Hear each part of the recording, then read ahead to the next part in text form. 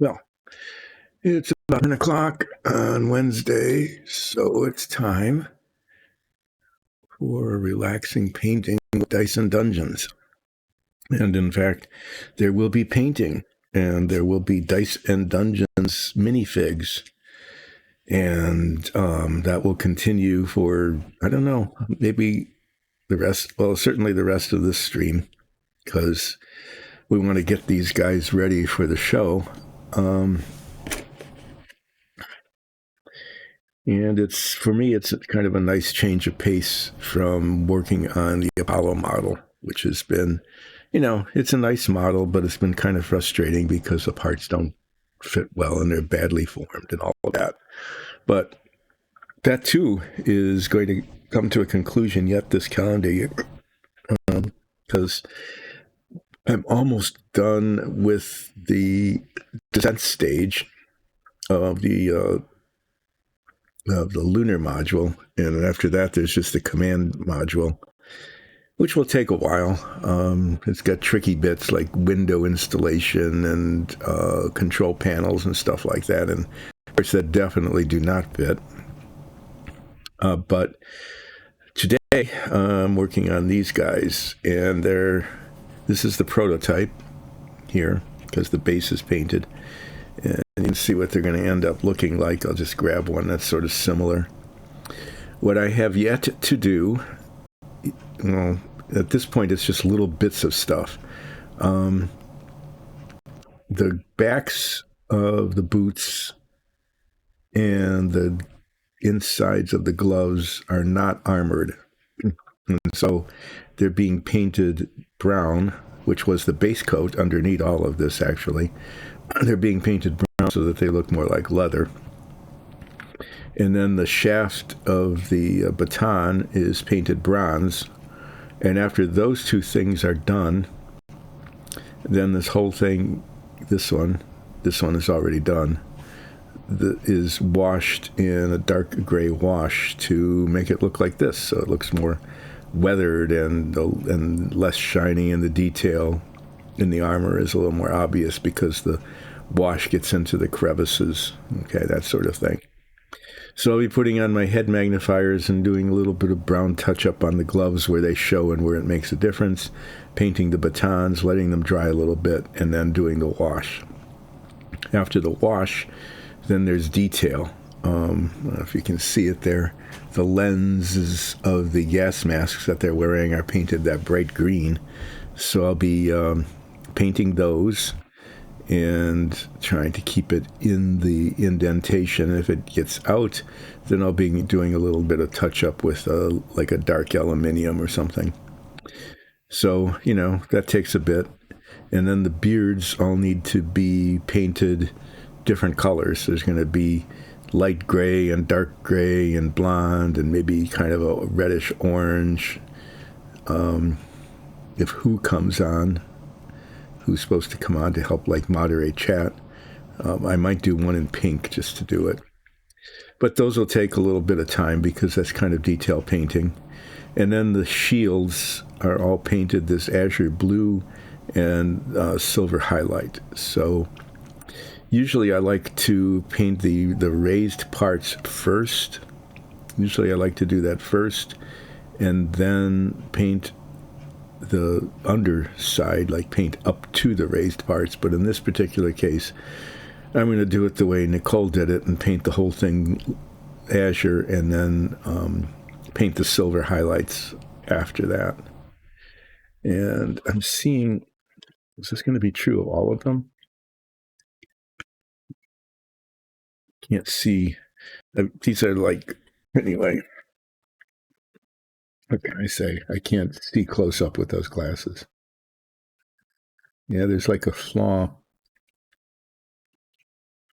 in the print on most of these. Anyway, start with brown, then batons, then wash. Excuse me. Allergies are really bad today. Goggles, beards, shields. See how far I get today. And then if I don't finish today, I'll definitely have these done on Friday. And then who knows? Who knows? We might have to do battle with them. There's a lot of them. Yeah. Okay. Brown. And I need to wear these. I need to wear my head magnifiers so I can see the detail of the gloves and the boots. That is to say, I can see where the armor is and where it isn't. Let me give this a stir.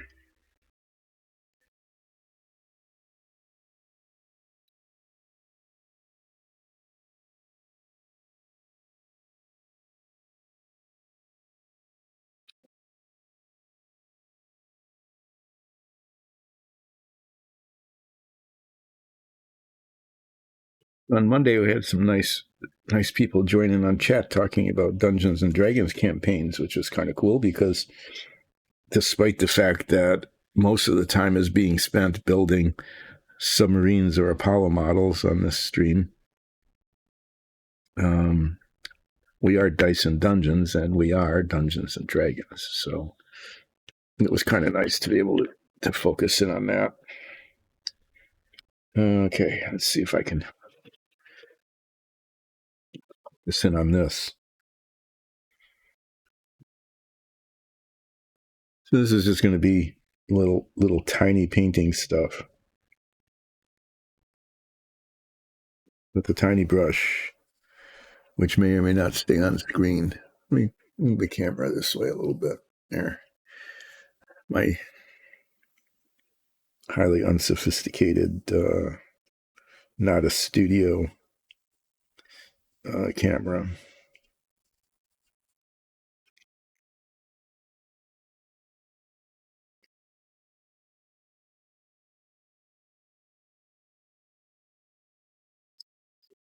Keep reminding everybody that this is not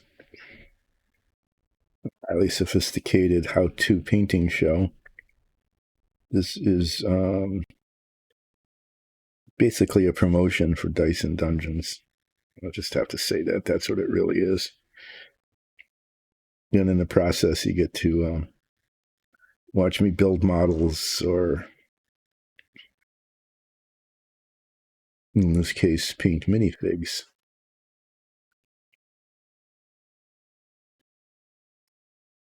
And I have been spending a fair amount of time talking about life in the 50s and 60s. And I just, going to end up repeating because there's only so much of that happened. There's only so much 50s and 60s that are worth talking about. And that, well, two things that I remember. Okay, there's that.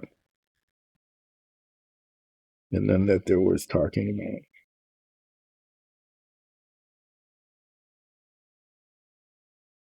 Both conditions have to be met. So this kind of detail stuff takes a while, because I'm pretty slow at it. But fortunately, I have to say it's fortunate for me that my hand is still steady enough to be able to do it at all.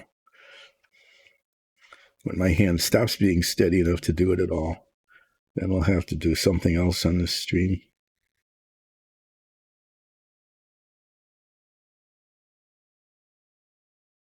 The one thing we could go back to,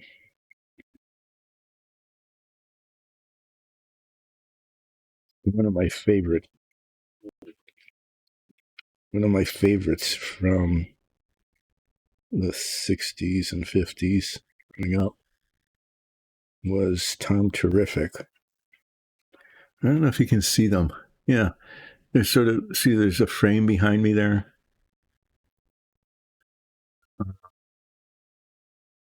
There's actually two of them, but one of them's in view. I don't know if you can see what's on it or not, but they are both original production cells. That is, the hand-drawn and hand-painted celluloids that were used in the production of the Tom Terrific show. And the Tom Terrific is, if I remember correctly, and who knows if I do or not, if I don't remember correctly, then I'm just making it up. was a cartoon short on Captain Kangaroo. Yeah, well, that one's done. I'm going to put it up there. I'm going to put these in line this way so that I know which ones were done first and where the paint should be dry. Anyway, Tom Terrific was fun because he was so impossible. Tom Terrific had I don't know if it was so much a narcissistic personality disorder or not. Maybe it was justified. I don't know.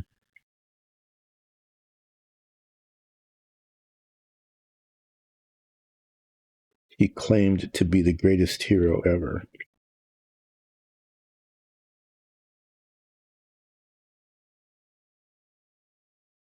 Tom Terrific, the greatest hero ever. Terrific is the name for me because I'm so clever.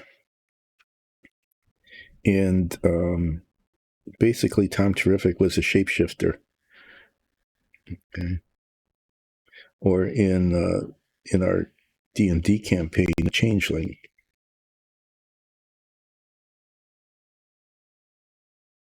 Except he wasn't limited to just humanoid things. So as the theme song said, I can be what I want to be. And if you'd like to see, just follow me.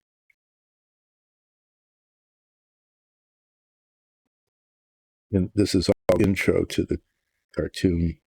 These episodes lasted like 5 minutes or something. And if I recall correctly, the theme song took up a good share of that, which was okay because, the animators only had to do the theme song part once and then they play it each time. So they had less work to do for the episode, as did the writers. Right? I mean, if it's all taken up with the theme song, then it doesn't require that much for the episode. Anyway, yes. So during the theme song, Tom Terrific demonstrated, I think it's more like a Star Trek changeling shapeshifter, a Star Trek shapeshifter than a D&D changeling, because Tom Terrific did turn into just like anything. And the theme song was, I could be a plane up high, a diesel train go roaring by. And then, at the time, that wasn't such a weird thing to say a diesel train go roaring by, because it had not been terribly long since diesel trains were, not the only kind of train.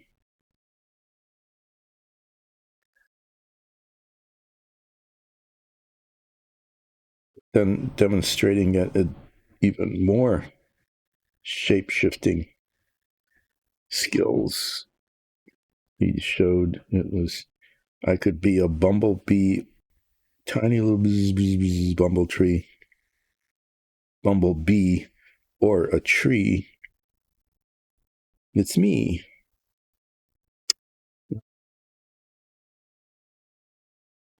When you're in trouble, I'm there on the double. From Atlantic to Pacific, they know Tom Terrific.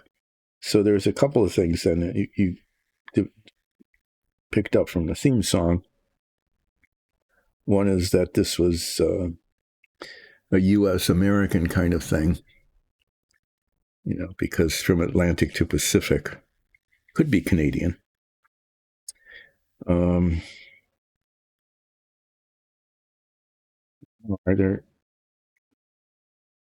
Could be from Nicaragua. Maybe I shouldn't say that it was just U.S. American. I mean, it was presented that way.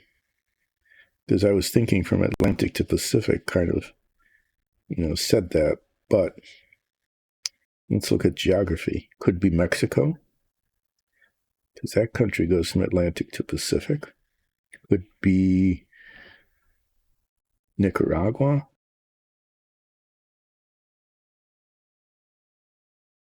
Costa Rica? I'm not, I suppose I could be better at geography.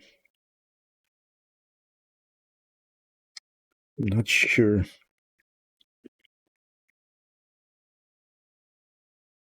There's any South American countries that go from Atlantic to Pacific. Okay, I mean, there's certainly many along either the Atlantic or the Pacific, but I'm not sure. I think maybe Argentina. Maybe Argentina contacts both the Atlantic and Pacific. I'm not entirely sure, though. So, but there are several Central American countries. There's definitely Mexico, and then definitely Nicaragua, definitely Panama. Can't forget Panama. The canal goes from Atlantic to Pacific, so the country must as well.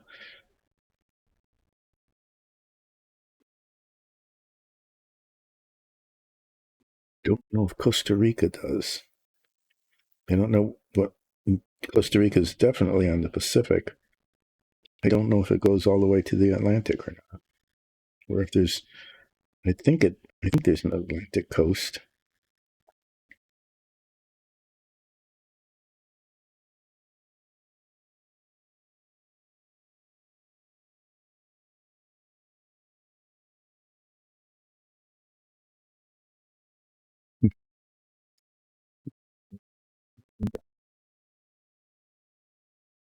Little did I know when I started talking about Tom Terrific that I'd be getting into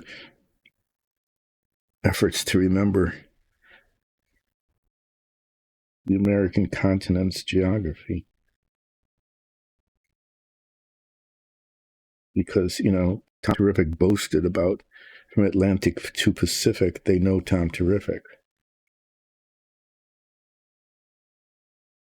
Being, young kids, we were jingoistic, of course, and just naturally assumed that Tom Terrific was a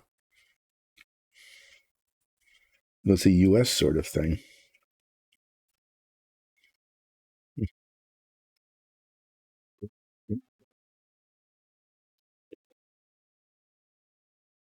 There's some speculation.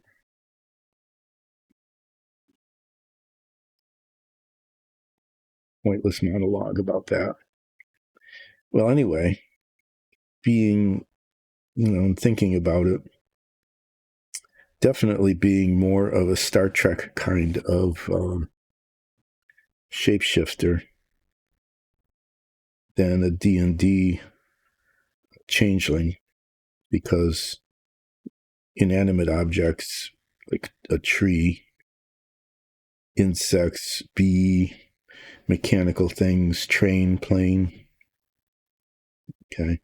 A changeling would ordinarily only be able to, I think, assume the forms of other humanoids, if I remember how that works correctly. So Tom Terrific was apparently sort of alien life form, a shapeshifter that had come to Earth and assumed the guise of a small boy. And the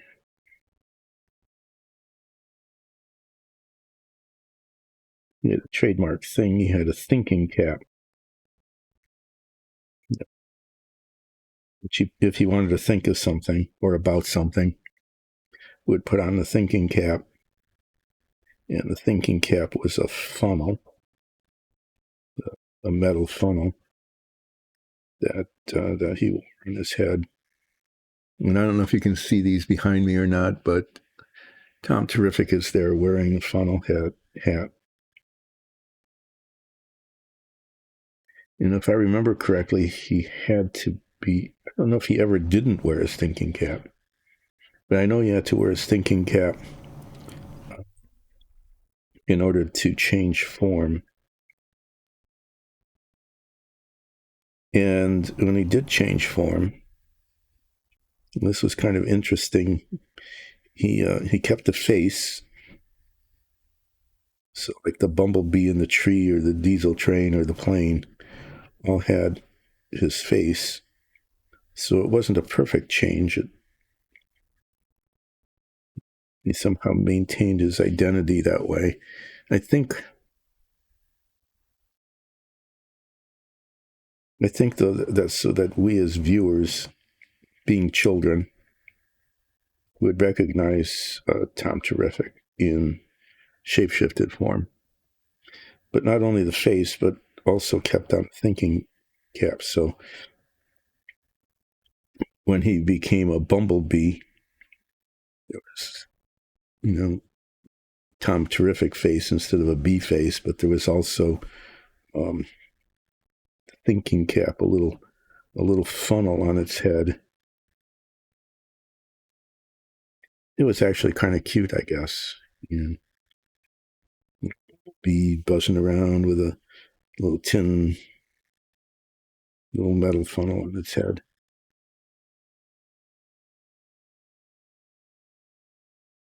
I don't remember any of the episodes really, but like the genre of things that I talked about like once before, shows that had a thing in it, like a helicopter on Whirlybirds or scuba gear on Sea Hunt or Flipper on Flipper. With those kinds of shows, there was always some reason, some event that happened that required Tom Terrific to change shapes and become something.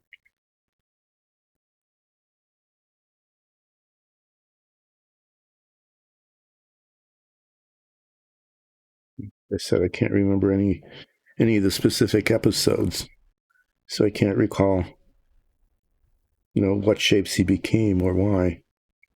But it was an important part of the show because if he didn't change shape, then there wasn't any need for Tom Terrific to be what he wanted to be, whatever that might be at the moment.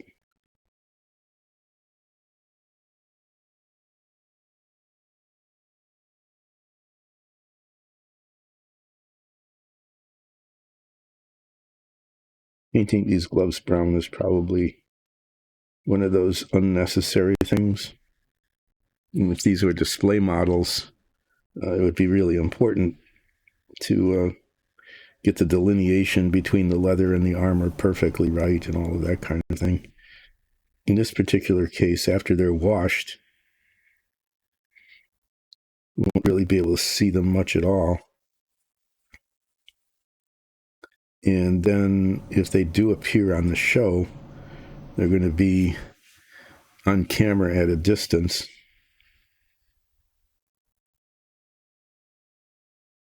Maybe the green goggles will show up. That's a detail that might show up on the show on camera.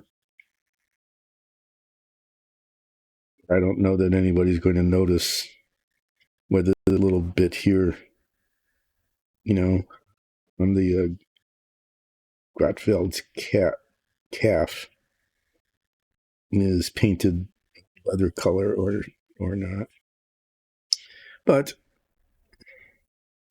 the prototype was painted this way.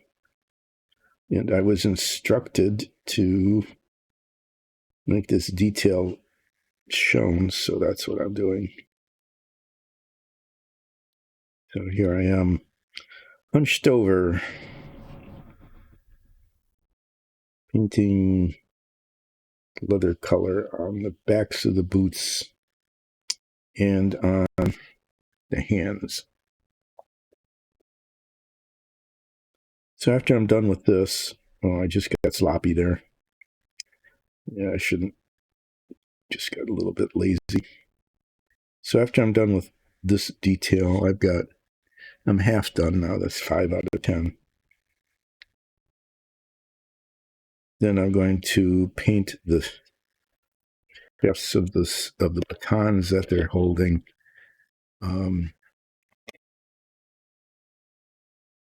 Those are going to get painted bronze.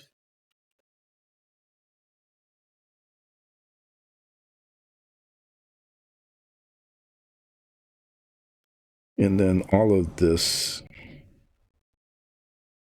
will get washed with a dark gray wash to make it much less shiny. Be less shiny, and it will be look more weather worn, because apparently these guys have been out and about for some time. They've been out and about, guarding the Ulstein Grotfelds. Maybe out and about hunting us, our party, on Dyson Dungeons, because for some reason we seem to have offended a whole bunch of people doing things. I mean, doing righteous things, but not appreciated by those who had been righteous by us. Mainly, it involved getting back things that they had stolen. And they stole it, and then they figured, "Oh, it's ours." No, we stole it. But then we recovered it on behalf of the original owners, but were accused of heisting. Anyway, the people who stole stuff from whom we recovered it want it back.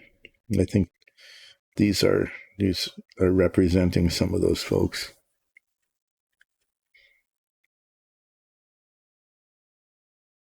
We did have some pretty fun heists, though.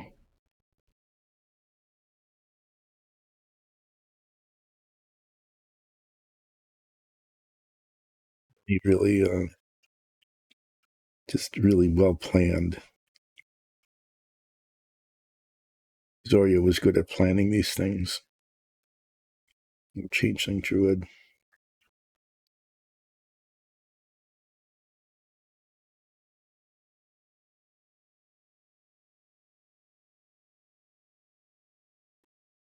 Okay, well, it's coming along. How's the time doing here? Not bad. It's only like 10:30, so I would say that this is actually moving along pretty quickly.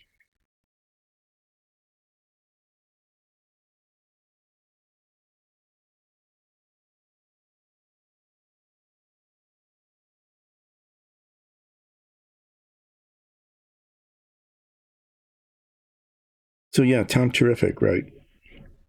Very, very short cartoons on, if I remember, the Captain Kangaroo show. He claimed to be the greatest hero ever, because Terrific was the name for me because I'm so clever. That wasn't a bad rhyme.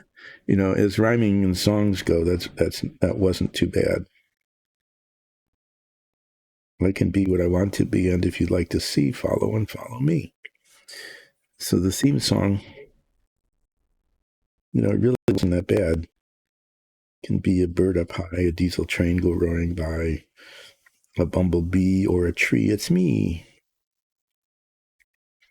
When you're in trouble, I'm there. I'm the double from Atlantic to Pacific. They know Tom Terrific. No real forced rhyme in that at all. So, especially as,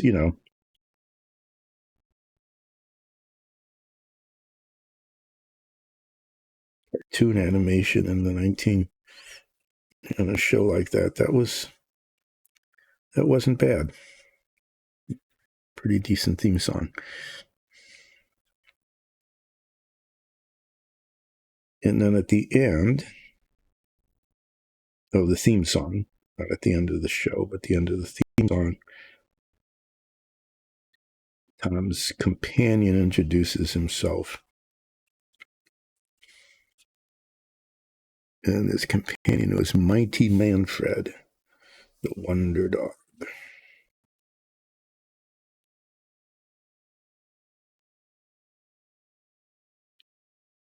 Mighty Manfred's superpower was apparently being asleep, because he was always dozing.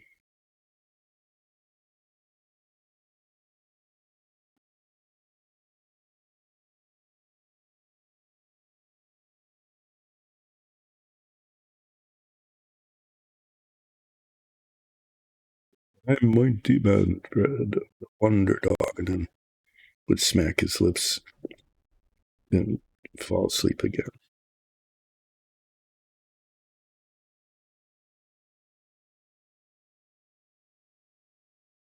So that's the introduction to Terrific.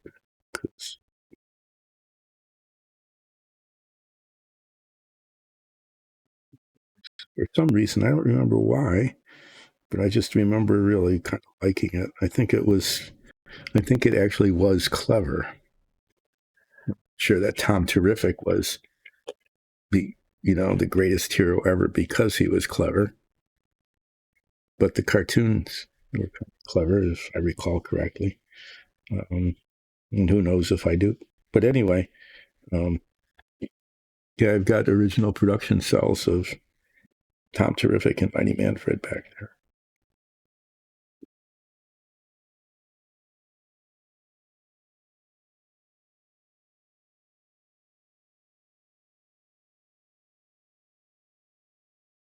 It's working.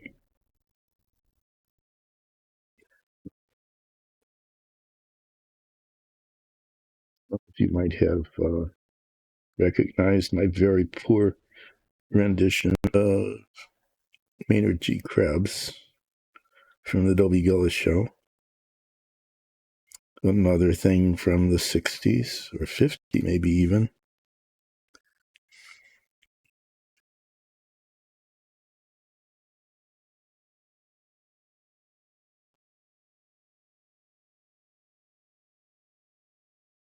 How did I wander onto that? Why not? It's like a James Joyce kind of thing.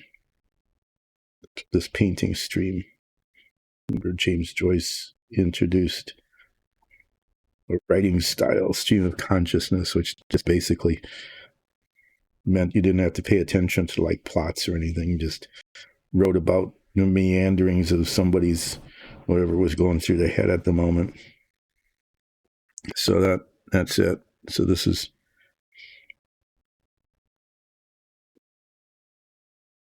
jumping from one topic to the other, is showing sophistication in literature. This is stream of consciousness, and whatever happens to pop into my head at the moment, one thing leads to another. So in this particular case, as I was saying, when I used to work, and then did the Maynard G. Krebs, very poorly imitated. That was just a reference to another television show.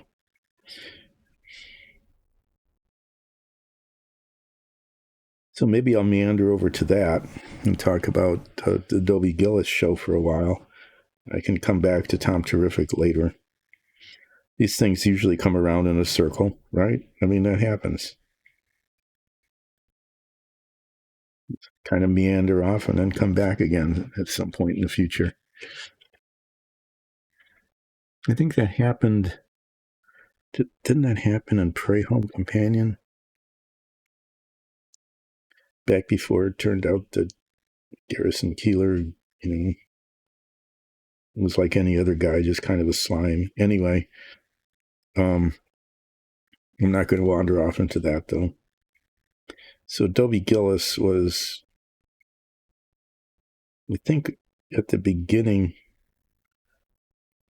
of the show, he was still in high school. I think that was actually the case. And then they went on to college, because characters, the actors who were playing these characters grew up, and time passed on the show. So unlike The Simpsons, in which everybody seems to be frozen in time, nobody ever gets older. The baby doesn't grow up. Lisa doesn't grow up. Bart never graduates from whatever class he's in. So unlike that, in the Dobie Gillis show, the characters actually did get older and moved on from high school to college. So it was the story of Dobie Gillis, of course, because that was the title of the show. So Dobie Gillis had to be in it. His parents ran a grocery. Oh yeah, you should watch that. That was interesting. It represented how a lot of groceries actually were back then. Let me wander off onto another topic altogether. Because I used to go to a grocery store like this. We had 2 of them within about 3 blocks of our house.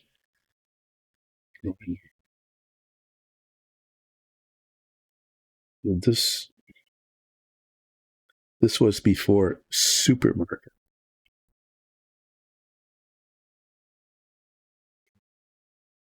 To the grocery, and all of the stuff in the grocery was actually behind the counter. And it wasn't just like there was the meat counter, right? Or the deli case or whatever it was. It wasn't just that, but everything. So the grocer was behind a counter, and stuff that you wanted were on shelves back there. Like the veggies might be in like a refrigerator, because they didn't have big refrigerated cases then. Okay, it just wasn't a thing. They would be in the back in a cold closet.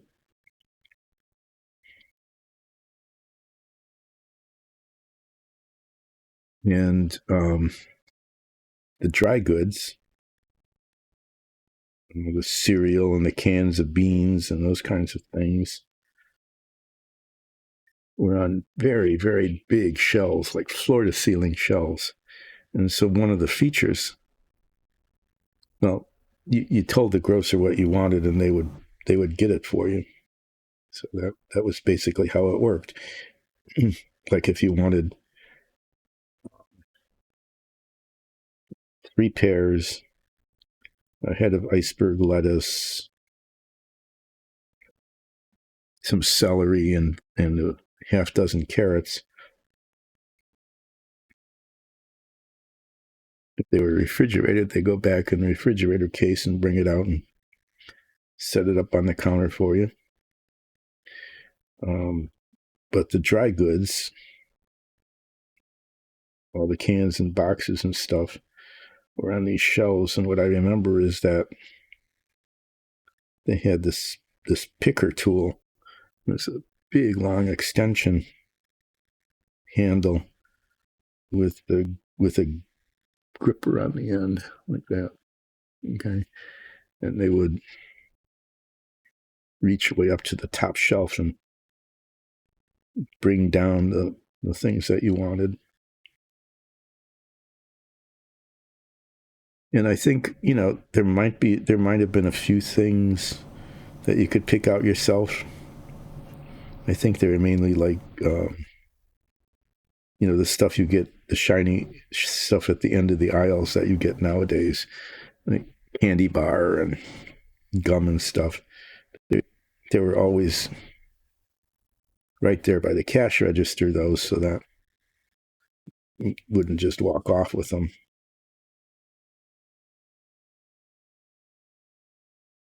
So grocery stores weren't set up that way to prevent theft or anything.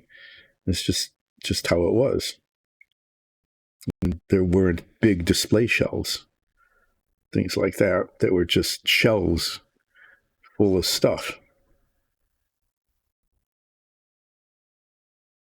And they were inconvenient and hard to reach and crowded and all of that sort of thing. So the grocer pulled those things down for you. Dobie Gillis's parents had a grocery store that was kind of like that, because that's when it was. You know, the small neighborhood corner grocery. And that was important then, because the refrigeration wasn't all the same.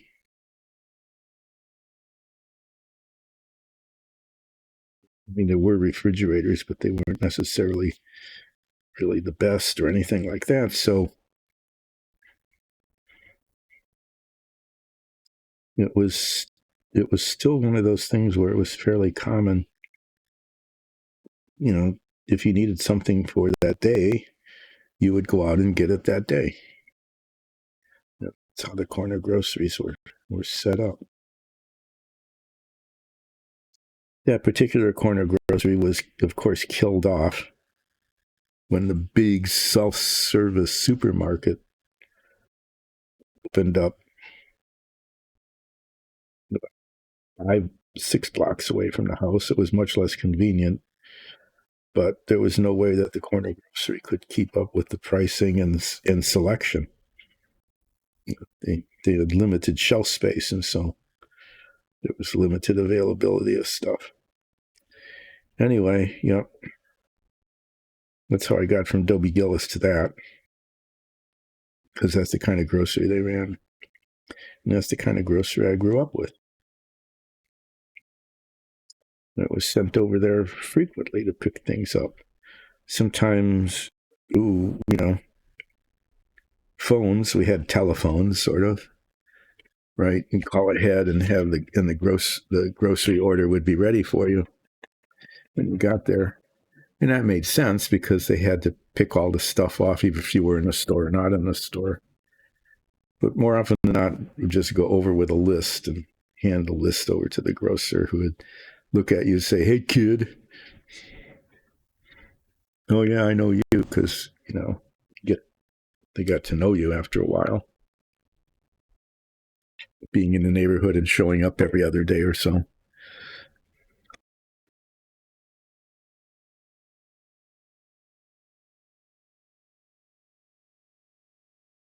Yeah, corner grocery.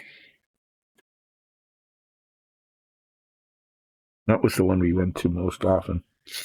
It's the one that was like, did I actually know? I'm thinking back at it. It was like just over half a block away from the house. Did I say a couple blocks? No. I'm remembering now as I'm walking there in my memory that it was only like a little more than half a block away. Walked out of the house, turned right, went down to the intersection, crossed the street carefully. It got easier. There was a stoplight there, but there weren't any walk signs initially. That was a later innovation with the walk sign. Anyway, yep. Always watch for the light. Watch out for turning cars. Cars didn't pay attention to the kids walking on the streets, on the sidewalks. Anyway, yep. Later on, then the streetlights got upgraded with walk and don't walk signs. But we had to cross a really busy street and then cross a not very busy street. But we had to be really careful the not busy street, because cars would, not be watching if the light was green. So yeah, that was kind of a fun reminiscence there. I'm now painting the batons that they're holding. I'm using bronze. I could be using like a brass color, but in practicing with the brass color, it came out too bright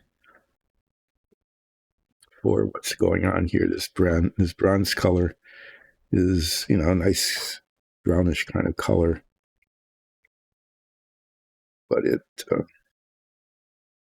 takes the wash pretty well, and then looks good. Bigger brush here.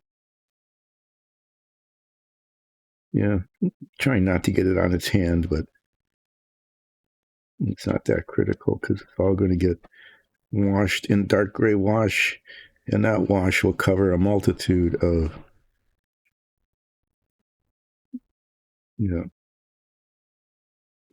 I said at the beginning, these are not display models. These are going to be showing up on our Dungeons and Dragons show on camera at a distance. So little errors, like if I got a little bit of bronze paint on its thumb, it isn't going to be that obvious. What would be obvious is if I missed spots, and like I am here, and didn't get them painted. There, that's kind of a nice color. See? And it's different enough from the rest of the armor that even when it's washed, like this one, it still shows pretty well.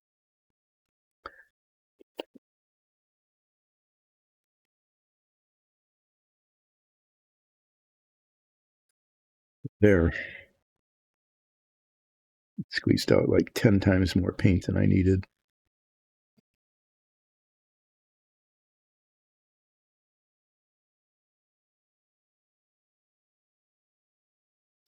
After I'm done with the batons, putting on the dark gray wash, which will change their appearance significantly, make them look a little bit more weather-worn and less shiny.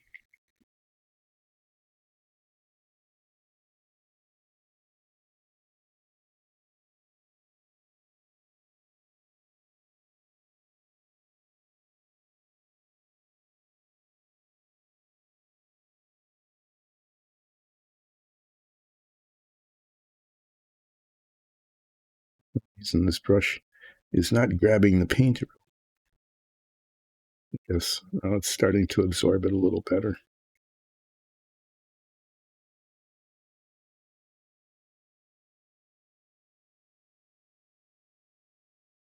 If I were doing this for like a display, I'd be using the tiny brush along the hand and making sure that it was one kind of paint didn't get where the other paint should be. But in this case, this is pretty good. It's pretty good. The main thing is to make sure I'm not missing spots.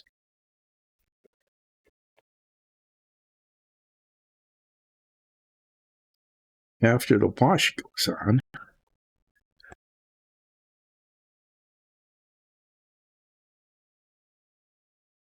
actually a good time for me to take a break because the wash dries fairly slowly compared to the paint. And if I'm going to be painting detail, like the beard and the goggles, I want the wash to be dry. Otherwise, the paint will dissolve it or meld into it and make a mess of things. So depending on how quickly this goes, I find it very hard to predict how quickly something will be done. Usually I go, oh, I should be able to get all of this done, and then I don't.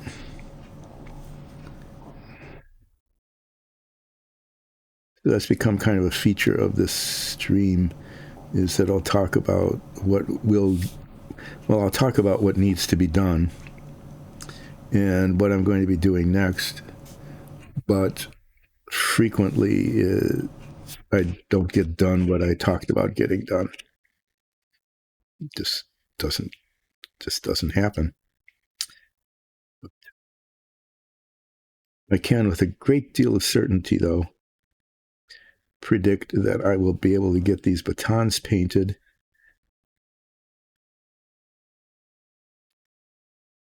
before noon. Yeah, I've got an hour, right? So I can, with a great deal of certainty, claim that these batons will be painted before noon. I don't know. I'm not going to try to predict about the wash. Putting the wash on is generally a pretty fast thing. It's kind of just slopped on and worked into the crevices, just making sure that everything is covered, and that certain things like the big expanse on the back has maybe some splotches on it, so that it's not evenly colored, so that there's some unevenness on it to make it look like it's worn, maybe even damaged. It should go quickly. So what I'm going to attempt to do here, this is the plan. Well, I could get into that, couldn't I? The objective, I could get into a rant about the difference between goals and objectives and why bother. The thing I'm going to accomplish, the thing I'm going to attempt to accomplish, whether you call that a goal or objective or product or whatever, call it whatever you want. But the thing I'm hoping to accomplish is to get all of these washed before the break, so that the wash will dry during break, so that after break I can paint the shields, the beard, and the goggles.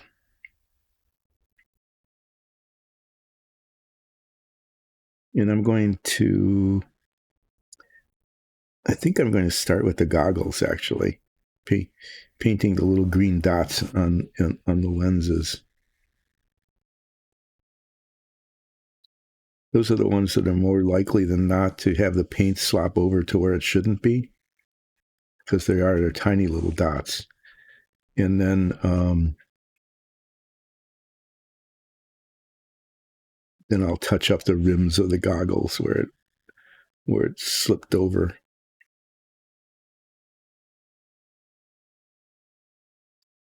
And then I think I'm going to do the shields. The shields are going to take a good long time. As I'm talking this through, it may be that I won't finish these today. I really should be able to. There isn't that much to be done on them. It's just that what needs to be done, like the detail painting on the beards and the shields and things, are things that I'm pretty slow at. But I don't see any reason why. Oh yeah, and there's also a slight possibility that I might need to finish early today. I should mention that because I need to do some dog sitting, and I'm not entirely sure when that will start. The hope is that it would start like around 2, which is about when I'd be finished. But if it needs to start earlier, to do that. So this was one of those, when I started today, it was like, oh, there really isn't that much need to be done on it.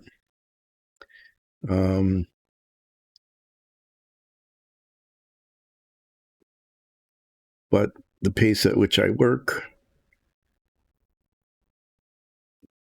I'm now becoming fairly certain that it's going to take me until Friday to finish it. This guy's baton is broken. I think it's not broken. I think that the end of it with the bulb on it just never got printed. Sometimes with the 3D printing, not everything comes out right. And in this particular case, the front end of it with the bulb. Oh yeah, and then I have to paint just like this. See the blue on the front of it. Half of them are going to be blue, and half of them are going to be red. I'm told that blue is on and red is off.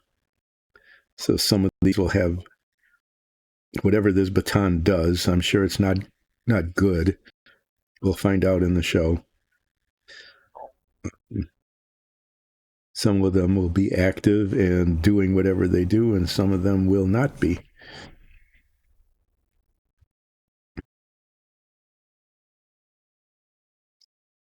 So I guess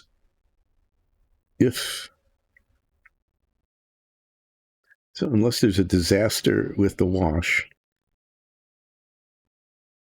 never know. Things like that have happened. So unless there's a disaster with the wash, I should be able to get all of these washed before I take a break. And then I'll try to take a fairly short break. I always say that. I always say I'm hoping to keep the break short, no longer, definitely no longer than a half hour, and it's always long.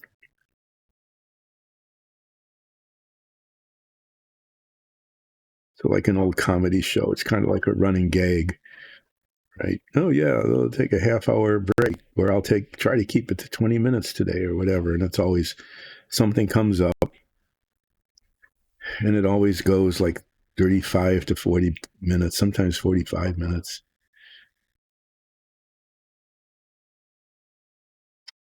Yeah.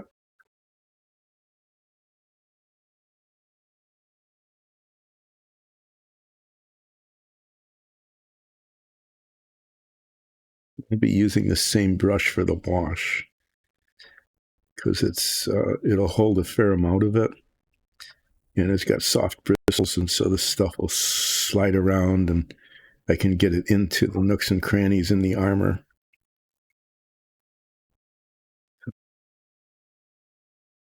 Get the bronze paint off of it.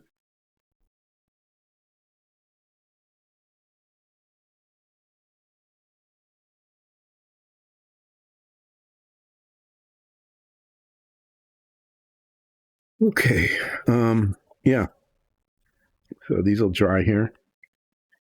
And then I'll start putting the dark gray wash on it. And then take a break. And then do the goggles and the shields. Hopefully I can get those done today. Then all I'll have left is the beards and the bases will go fast.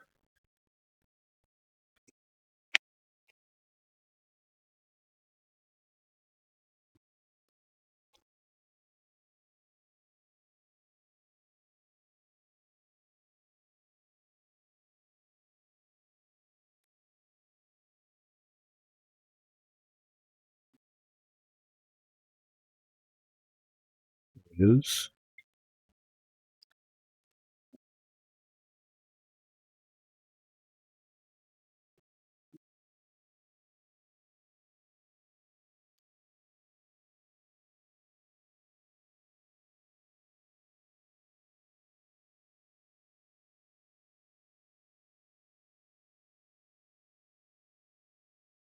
well, I went from Tom Terrific to talking about when I was working, which led me to go work like Maynard G. Krebs does, which led to a segue into the Dobie Gillis show, which led to a discussion of groceries.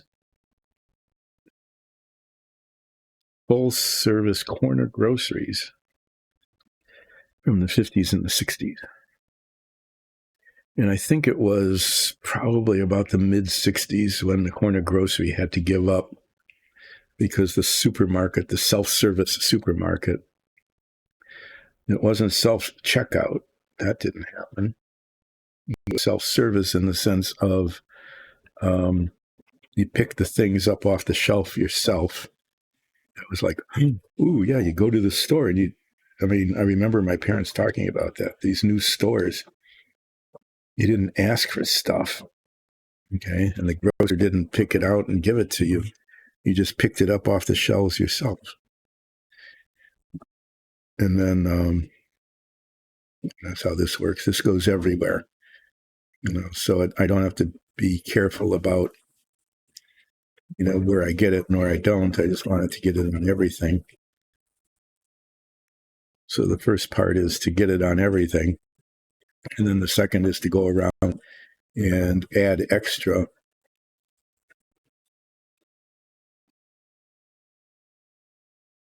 to places.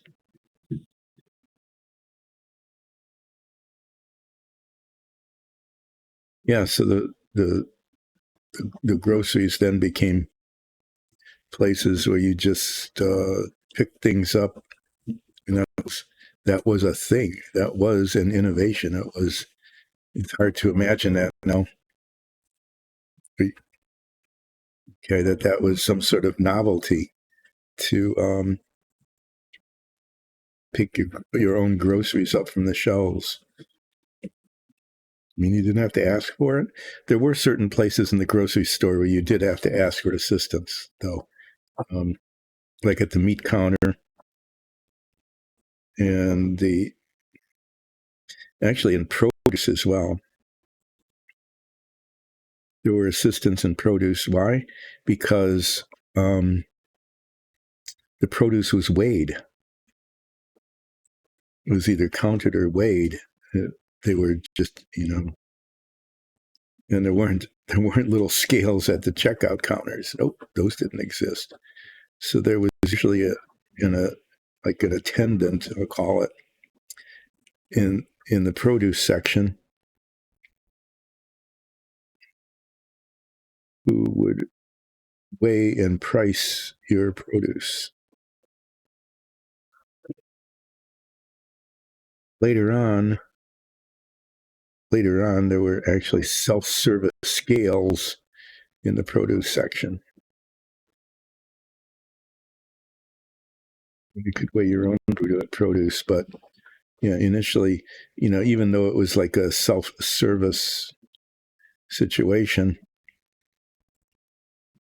it wasn't true for everything, and definitely not for meat, because the meat needed to be weighed and wrapped and priced.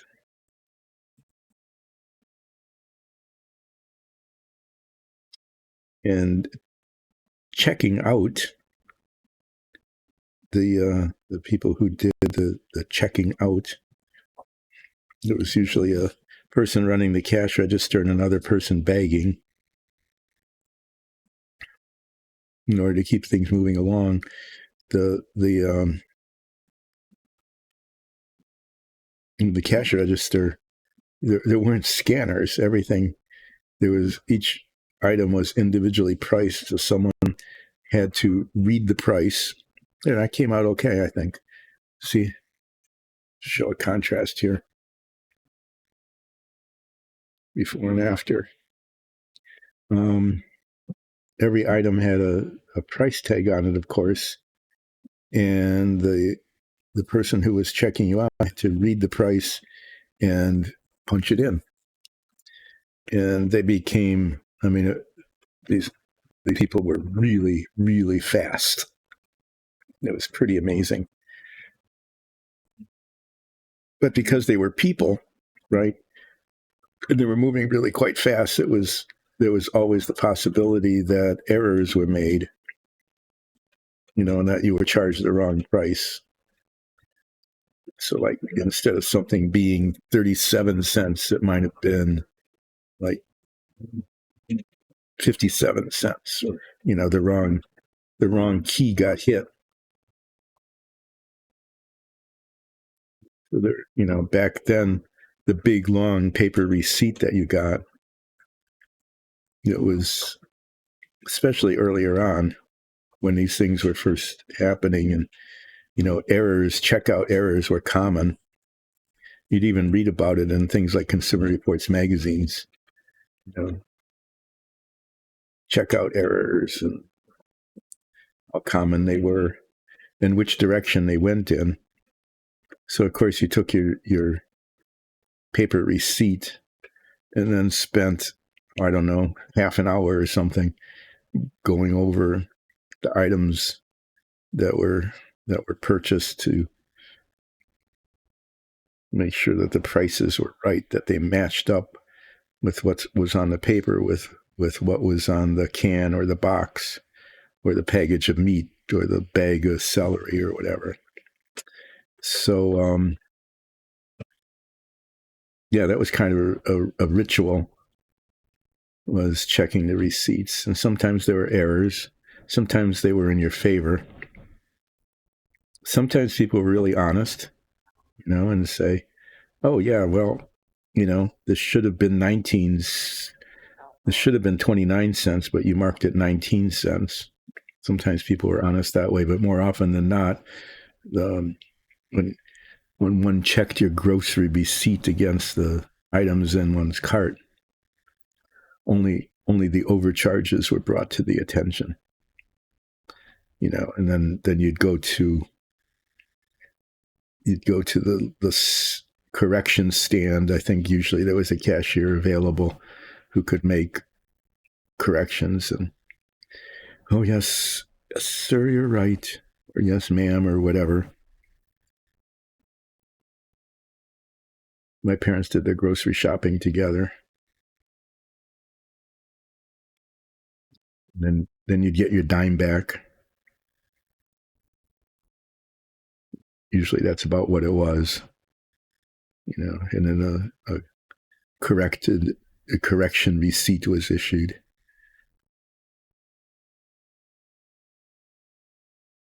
But that was kind of an interesting change.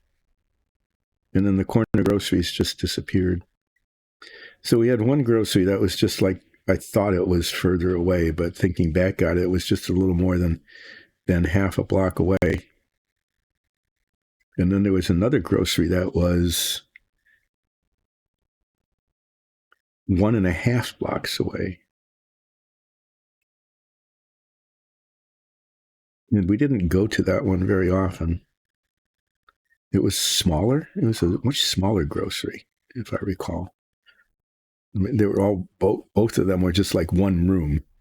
You'd go in the door and there'd be a counter with all sorts of stuff behind it, except for maybe a couple of impulse items, because even then that would be a thing.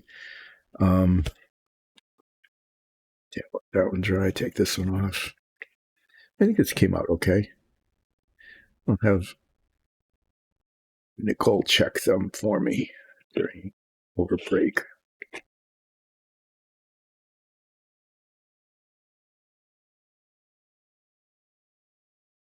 I opened a new bottle of wash, the one that she did. The wash was older, and the pigment had settled down, so it was darker than this. But I think these are coming out okay. I'll find out during break to make sure. I might have to, if I have to rewash them, then I'll rewash them. If they're okay, then they'll be okay. I'm hoping they're okay.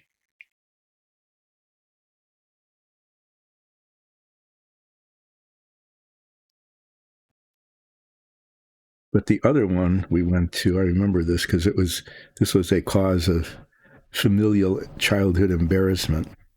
Right? You have to tell self-embarrassing stories. Why not?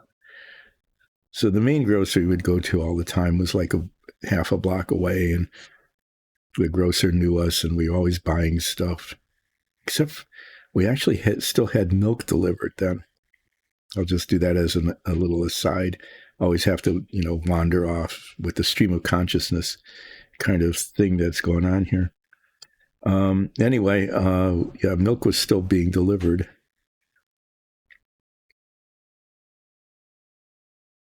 Keep it fresh. And I'm not sure. I don't think it was every day. It didn't make sense to have milk delivered every day. But you'd put your order in, not for that delivery, but for the next delivery in the milk chute. That was a thing. Milk chutes. The door On the inside of the house in the hallway, usually it was, the back hall or whatever, and another door on the outside of the house, and in between was an opening, the milk chute. And so the person who delivered the milk would pick up the old bottles because they were all returnable bottles. They were glass reusable bottles, not the single-use stuff we have nowadays.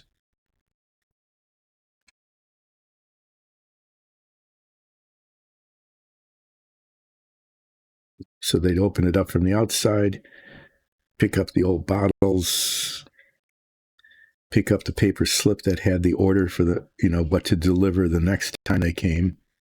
I think maybe twice a week. I don't recall how frequently. But yeah, then they put that week's order in the milk chute and they leave, and then you'd be able to get what they dropped off by opening the inside door, which was really convenient in case you weren't able to come to the door to get your milk delivery, that kind of thing. It was not a bad way to do it. Anyway, yeah, as I was saying, there were two grocery stores, one that we went to all the time, and then there was the other one. And what we would do there is we would pass it on our way home from church on Sundays. And they were open on Sunday. I don't know why. Come to think of it, that's kind of an odd thing. They shouldn't have been, right? This was back in the day when no unnecessary servile work was, to be taken pretty seriously. But for some reason, they were open on a Sunday. And we would buy baked ham. It was a real treat. Not every Sunday. We didn't have a treat every Sunday.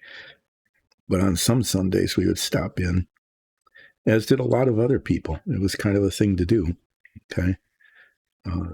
Is when you passed by this grocery to stop in and get baked ham.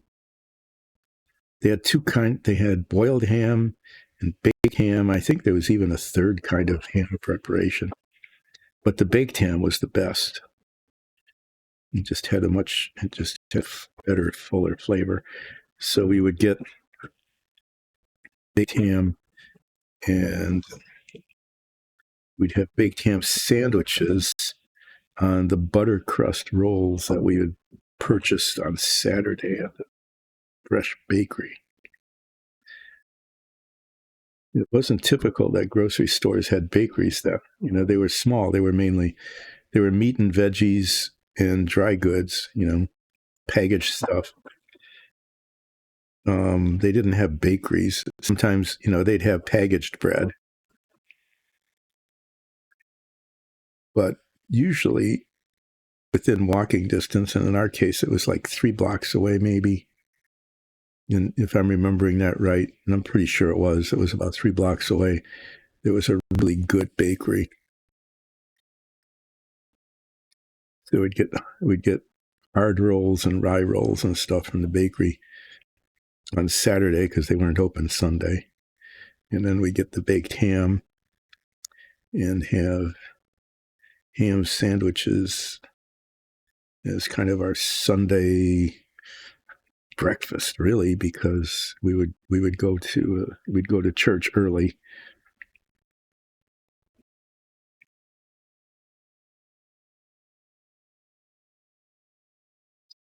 Anyway, yeah. So there was the embarrassment was that a lesson for this is don't say things in front of your kids unless you really want the entire world to hear it. Okay? I mean, it's just going to happen, especially when kids are little, and we were probably like 5 or something, right?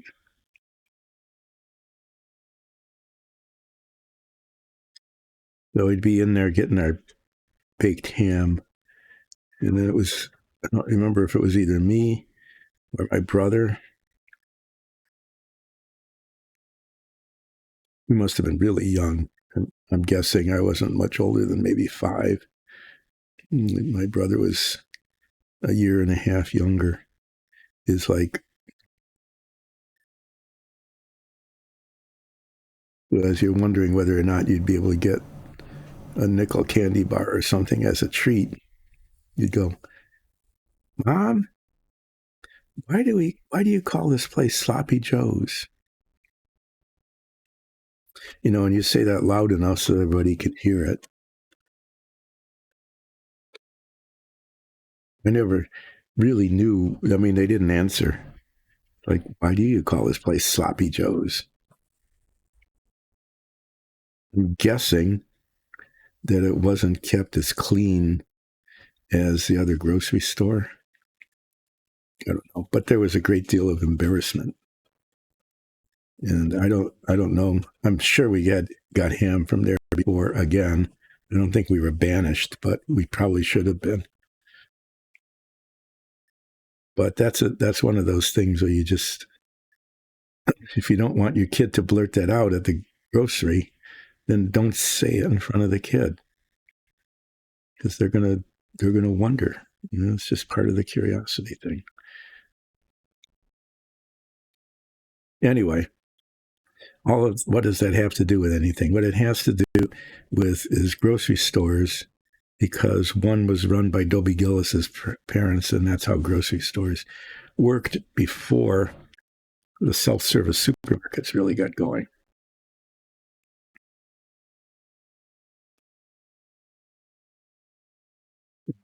The self-service supermarkets had more choice, or just made different kinds of products compared to the small grocery store. And they were less expensive for the most part. And they had really, really skilled checkout people. I think they were almost like 95% women doing that. But they could run through a cart of groceries faster than the scanners, actually. And, because everybody checked to make sure that there weren't any errors, because it was all done that way against their receipt, right? Everybody checked. You'd find that there's like 1 out of 50 items would have the price rung up wrong. They were amazingly fast, skilled people.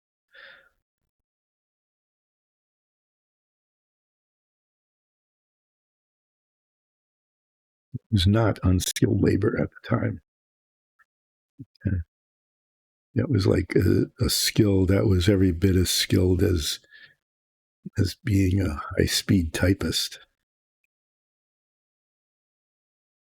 So yeah, that was part of grocery shopping then.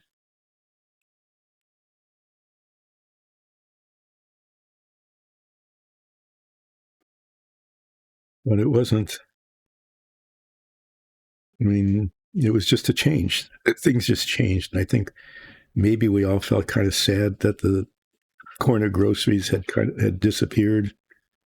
And we couldn't embarrass ourselves by saying, why did they call this place Sloppy Joe's anymore?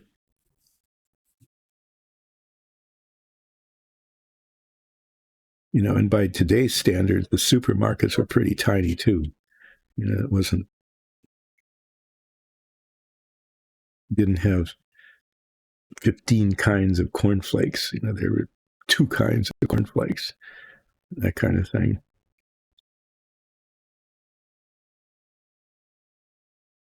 But yeah, that all happened because of Dobie Gillis.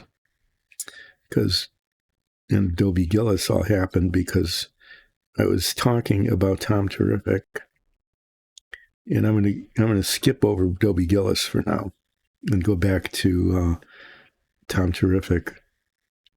And how I got off on all of this was because when I was working, one of the people I worked with was also a Tom Terrific fan.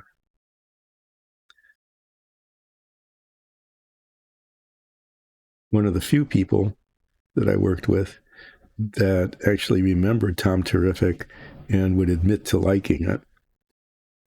I think if I'd asked around, people would say, "Oh yeah, I remember Tom Terrific. That was stupid," that kind of thing, or more. They couldn't say I wasn't old enough, to remember it because everybody I worked with was about the same age initially when this happened. Anyway, yeah, she was a Tom Terrific fan as well, and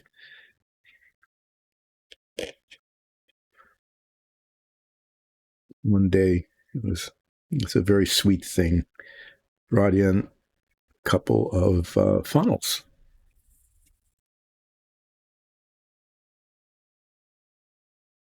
You remember from this monologue, the funnel was Tom Terrific's thinking cap. And so we had Tom Terrific thinking caps. And we didn't do this like in public all over the place at work, but we did, in order to amuse each other, I guess, did put them on and then recited the Tom Terrific theme song.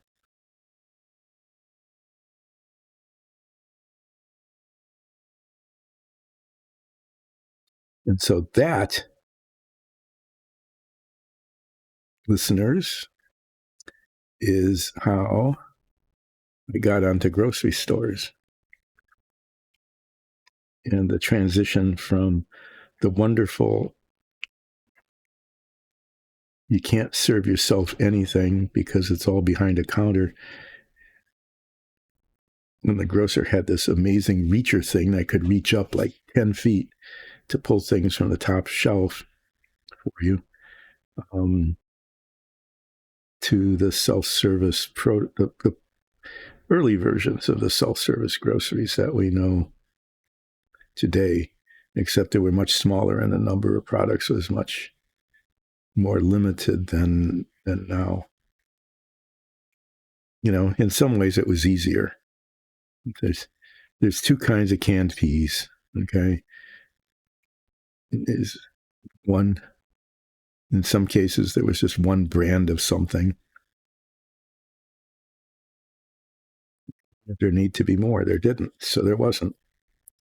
Like I managed to get off camera there a little bit.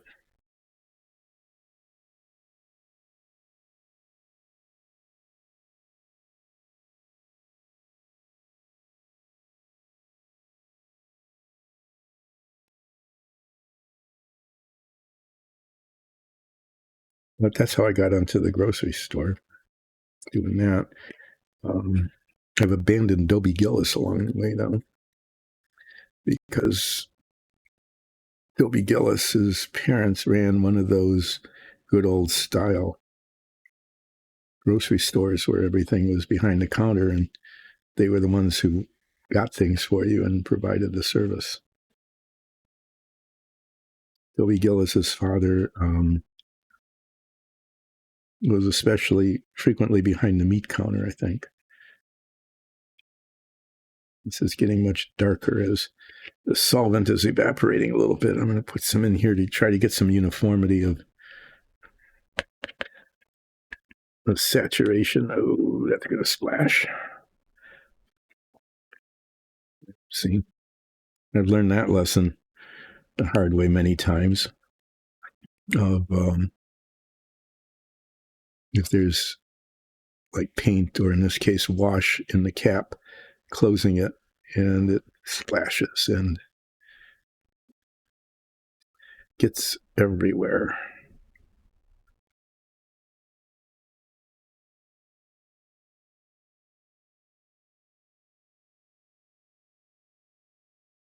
I'm just making sure that everything is covered in this dark wash, so that there aren't any bright shining spots. And then in areas like this, trying to pile it up in the nooks and crannies of the armor so that it increases the contrast. For the most part, it does that on its own. It's almost like those of you who know about speed paints, which I have used with little success, it does that. The darker pigment sort of pools up in the nooks and crannies, creating contrast. The contrast going here.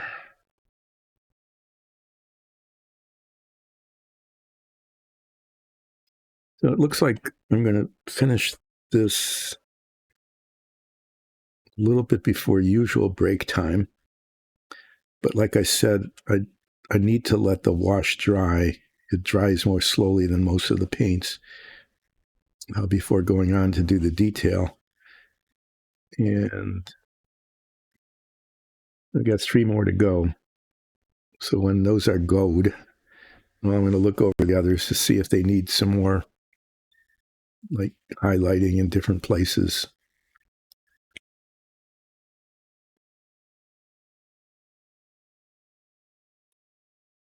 They look okay, or after I add some in a few places, I probably will be some that needed some additional washing in a few places where it wasn't deep enough or dark enough or heavy enough or whatever.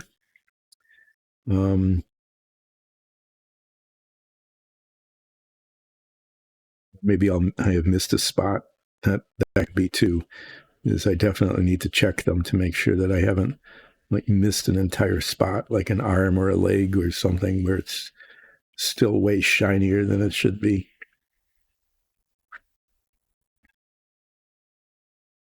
Or maybe I'll need to put more on like the blue to try to tone that down. And especially the blue part needs to be toned down.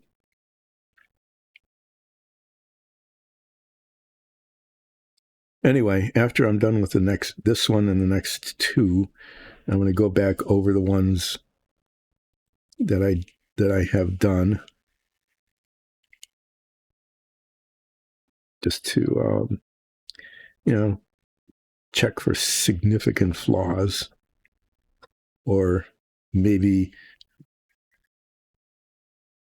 say now opportunities for improvement, instead of, oh, that's all screwed up, that looks stupid, you need to fix it. It's, oh, well, there's an opportunity for improvement. That was a management thing, right? I learned that when I was working.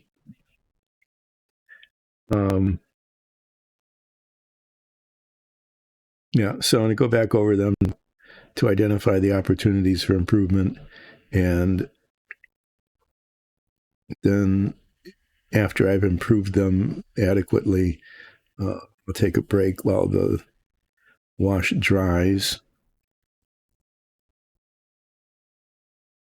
And then after break, I will be doing the goggles first. Okay. And then I'll go back and touch up the rims of the goggles where the green paint went where it shouldn't have, because that's almost certainly going to happen, is that green paint will get on the rims of the goggles, and those will have to be touched up. One thing I might do, I talked about doing this, so I'm not sure I'm going to or not, was painting the rims of the goggles bronze. I was anticipating that I would have to touch them up after the green, because the green would have gotten on the rims of the goggles and I'd have to touch them up anyway. So instead of just touching them up with color that, the silvery sort of color, I could touch them up with the bronze paint. But I'll see. I mean, I might get really lucky. You never know. I might get really lucky and not have to do a whole lot of goggle rim touching up, which would be nice to not have to do that. But so because the goggles are the ones that are most likely to get screwed up during the painting, I'm going to do those first and then do the fixing of the mess that occurred during the painting of the goggles. And then I need to paint the little tips of these wands. I'll probably forget about that. I mean, I'm not saying I'll just forget about it. I'm saying I probably will forget that needs to be done. And then, yeah, some of them will be blue and some will be red. That'll be fairly quick and hopefully not too messy.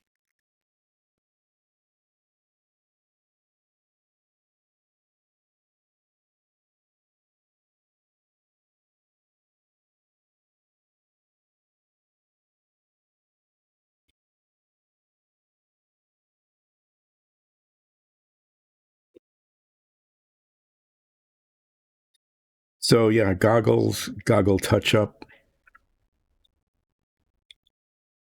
Maybe the tips of the batons, maybe I'll do those. And then the shields, I'm going to save the beards till the end. The beards are going to all be bespoke. Each one will be different in terms of base color and wash color. So that'll be, that'll take a little bit of extra time, and I'll have to pull out different kinds of paints and stuff to do that.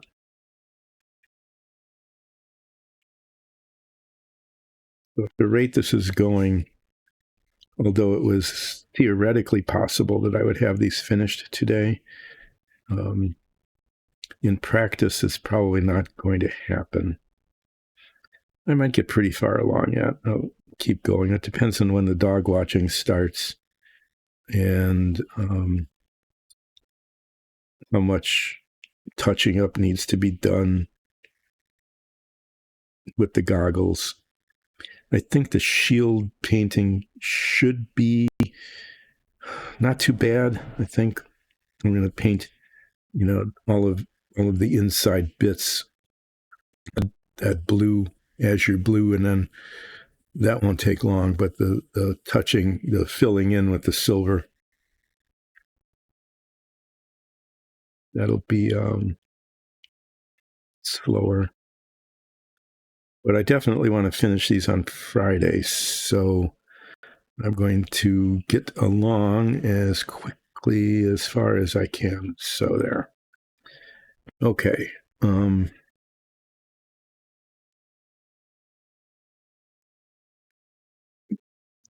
I am going to go over each one. I really need to do that. I'm just going to hold it by the base and squeeze out a little bit more of this stuff and put a little more wash on probably all of them.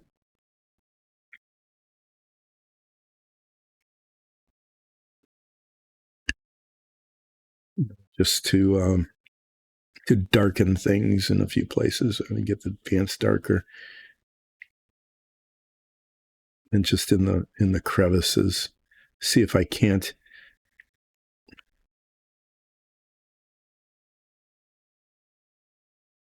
get a little bit more variation. So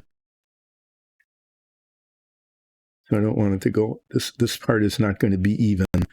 This part is intentionally being uneven.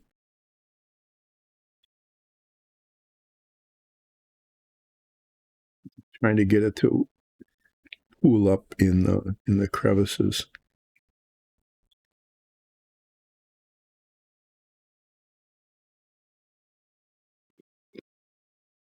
This is probably unnecessary and ineffective, but this is being artistic now.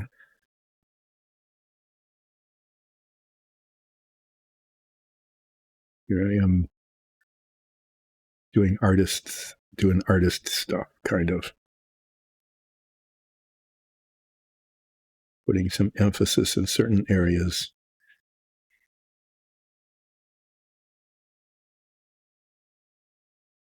At least that's the claim. That's that's the claim of what I'm trying to do here. Whether that's actually happening or not, I don't know. But it's what I'm trying to do.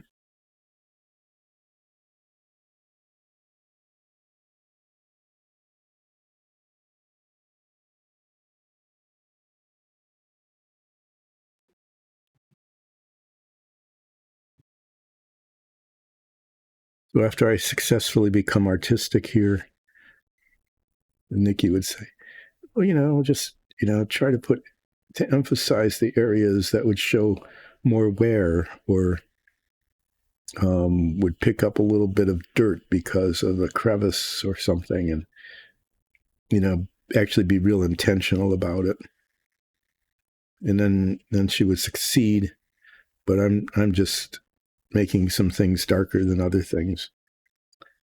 I'm not going to pretend that I'm doing anything other than trying to make large areas like that a little bit variation and getting it to pool up in these like crevices in the armor so that it's just a little bit clearer.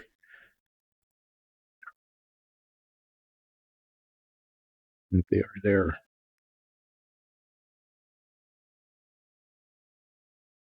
And then they're going to show up on camera, and the camera is going to be like 2 feet away and not going to see any of this, probably.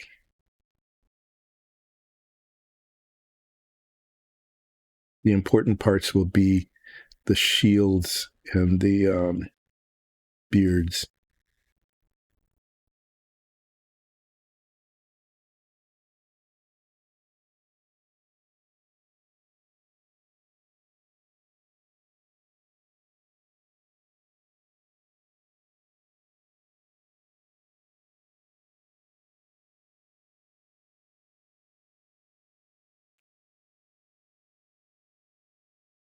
Anyway, you did learn one lesson today, which is if you say something that you don't want repeated, like if you have a bad nickname for somebody, right?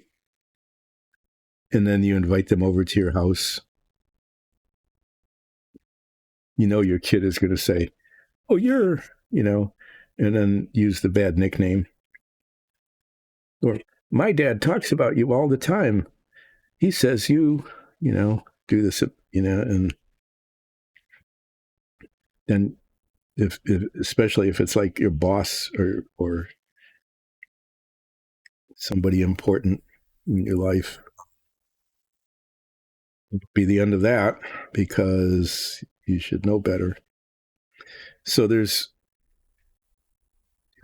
different ways you can be discreet about that. One is just not call people bad nicknames. That would be the best way to do that, right? Ethically, morally, whatever, is to just not do that. Is just to just not. Is to either not speak about them much at all or at least stay neutral.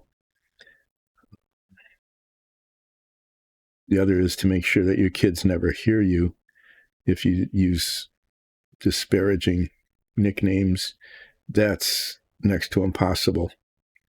Somehow or other, somebody will hear it, and then they'll, especially if they're like siblings, they'll pass it on and it'll become part of your family lore.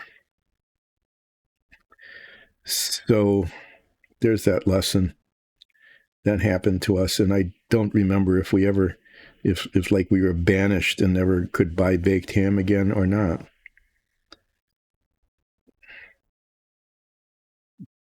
I mean, they probably were, everybody was embarrassed, right? But it's a retail establishment. You make your money selling baked ham on Sundays. You're going to sell baked ham on Sundays. And the next time you go in, you don't take your kid with you. And you apologize profusely and say, I don't know where they picked that up. That must have been, Uncle Fred. When Uncle Fred came over, I think he said that once. But we never and you make up these excuses and they go, that'll be $1.10, please. And you slink out of the store and eat your ham. But anyway, Dobie Gillis. So Dobie Gillis started out, I think, in high school, and then they went to college. And it's one of those shows that everybody watched back in the whenever it was, the 50s or 60s. Who can tell, right?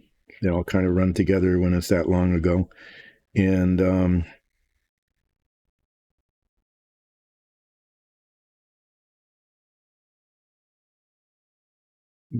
it was a typical stereo. It was filled with stereotypes. Okay, every character was a stereotype. That way, you weren't as a viewer, you didn't have to be confused by subtlety or anything like that. So there was Maynard Krebs, who was born into a moneyed family, but was a beatnik. You could tell he was a beatnik because he grew a goatee, at least when later on, I'm not sure if it was in high school, but later on, and said like a lot. That, oh, Mrs. G, for Gillis, when they went to the store. Hey, Mrs. G, it's really nice out, like, today. Like, I'd really like to have, some of those chips, like. That was it. That was the whole defining characteristic of its beatnikness. Maynard's beatnikness was being averse to work. Whenever anybody said the word work, he'd have to go work. Because, being a beatnik, you wouldn't want to do that. Being from a wealthy family, you didn't have to. That's part of the, joke thing, too.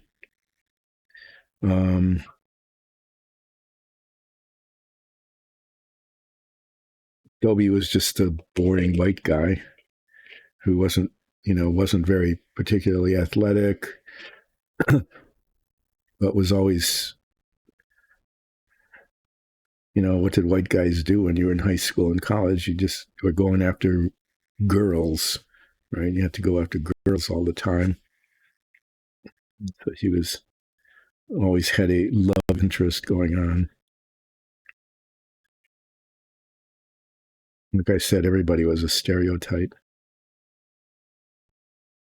Then there was the rich person, Chasworth Osborne the Third or something.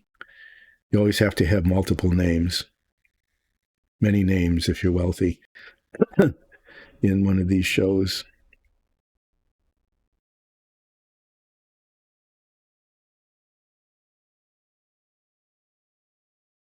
Anyway, that character was stereotypic. There was, because Dobie was always going after the pretty girls. There was Zelda, who was in love with Dobie,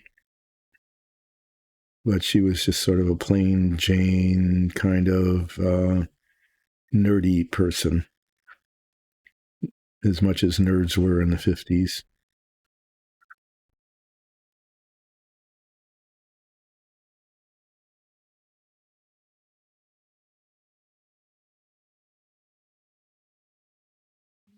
There being terribly many characters, and the plots are pretty much all the same.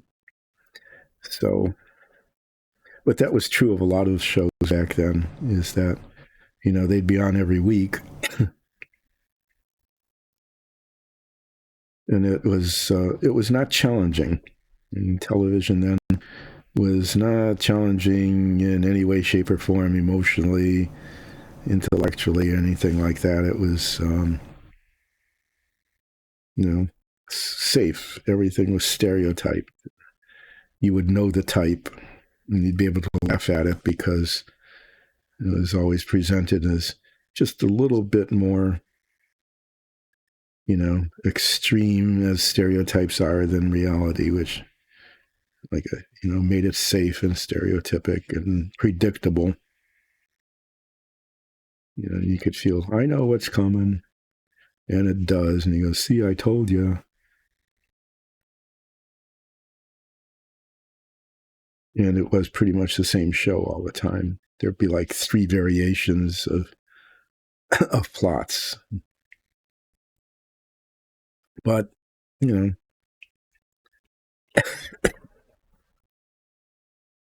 I'd be challenging to your audience.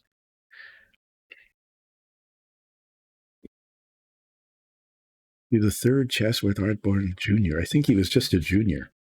I don't think he was the third. He should have been the third. I think stereotypic rich people were always the thirds.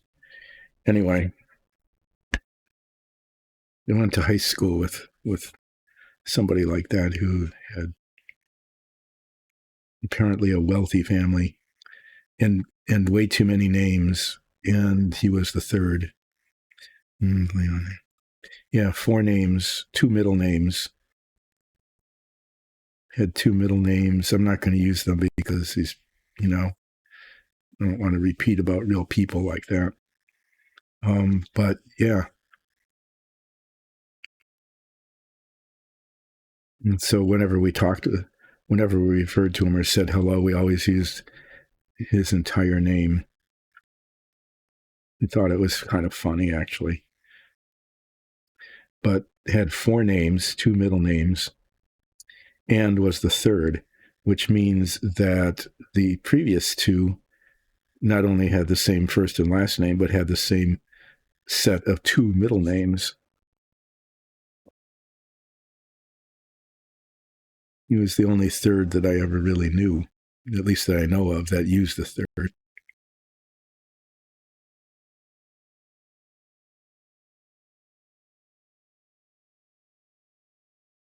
The rich guy in Dobie Gillis was only a junior. I don't know. Can't remember now.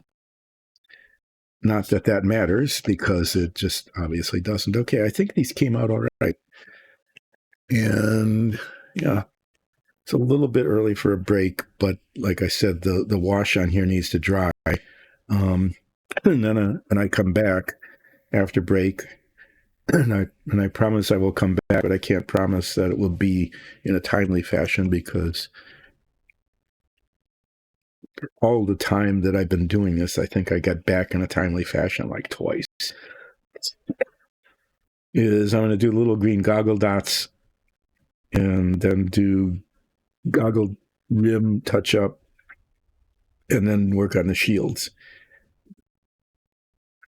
And then probably before I forget, I might even do that first. I need to paint the little ball at the tip of the batons. So I need this. I'm going to need a red paint also.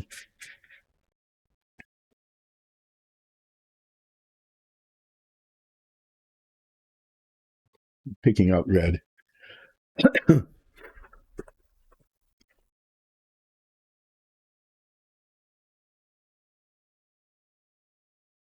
Got like 5 different kinds of red for some reason. I think just red. I'm just going to use red if I can find it.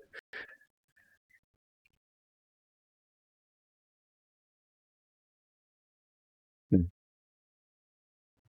that in here. Take these out. I might do those first. No, I've got wash on the baton tips too. So,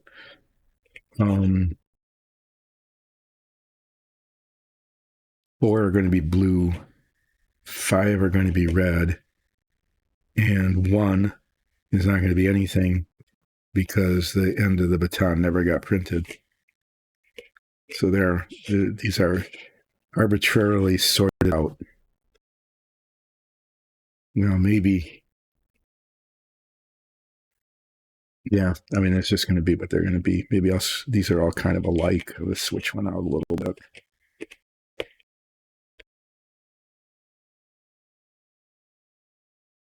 That'll do.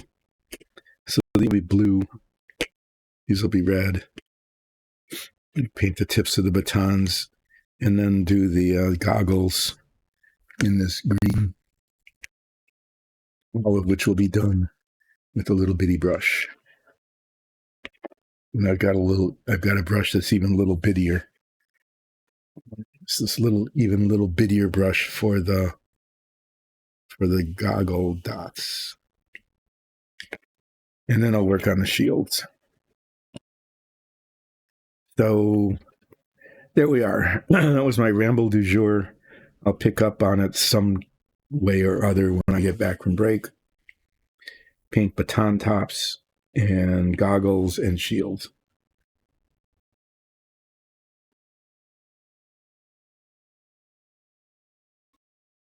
See how far we get. Okay, see you in more or less 20 to 30 minutes.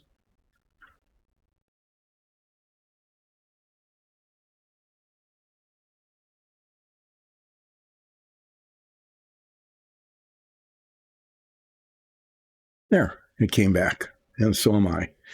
I decided to keep the break more or less on time today because there's still a lot of work to do on these guys, and they need to be done for the show. I want to do the goggle dots first because then the green paint can dry. It's supposed to end up looking like that. Big green eye dots. Then the green paint can dry, and if I need to touch up the rims, I can do that. So here we go. Let's stir up some green paint.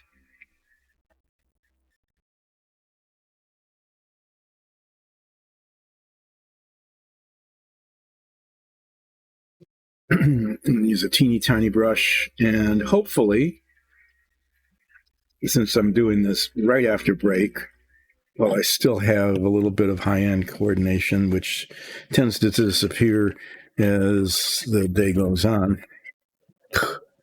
Yeah, like that, like not being able to set things down without dropping them. You don't need very much of this. It will end up drying in the well and become tacky and useless before I'm done with it. Anyway, I'll put these on because it's tiny little dots and I have to be able to see what I'm doing. So you'll see the top of my head as I, hopefully this will be on camera. Probably can't see what I'm doing, but here it goes anyway.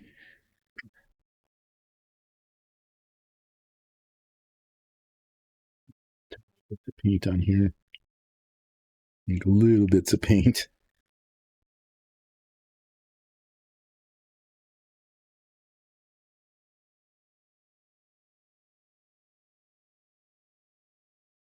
Just little more bits of paint than that.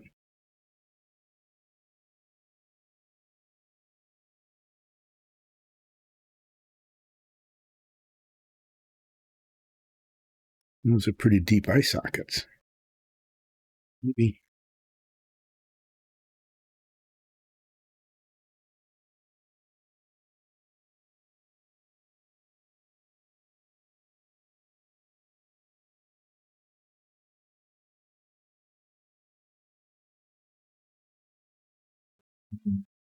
Filled in.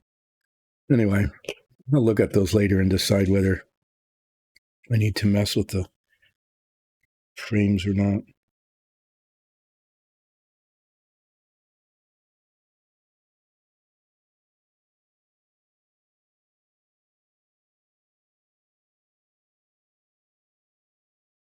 The green bits to be big enough to be seen at least. Okay. That was, I'm going to see if I can just fix that by wiping it off. I missed. Okay. What I did was I just completely missed the eye socket and got it on the nose.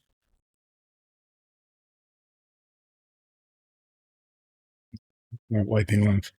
So that one's definitely going to have to be fixed. I mean, I was doing okay, but then I missed the spot.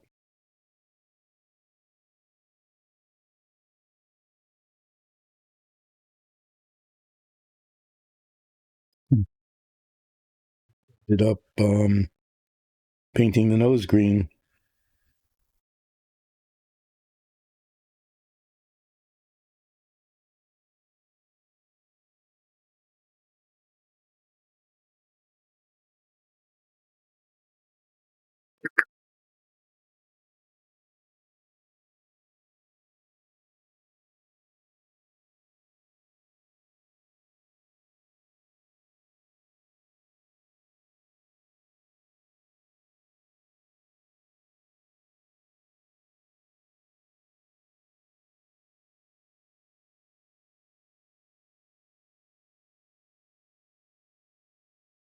So what did I talked about? I talked about Tom Terrific. I talked about funnels being used as thinking caps, which led to a discussion of Adobe Gillis, which went down there. I couldn't reach that. So there's catching up on this one too, on the helmet. Couldn't get there from here. In terms of getting paint done. Same thing's going to happen here. Yeah, reminiscing about grocery stores was kind of fun because it's so different than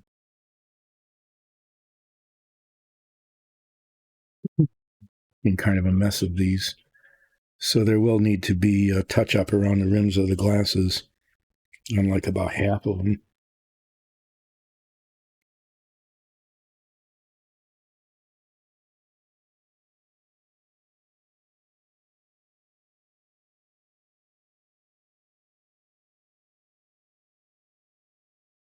I'm wondering if I can handle that just with the, I don't know, maybe I'll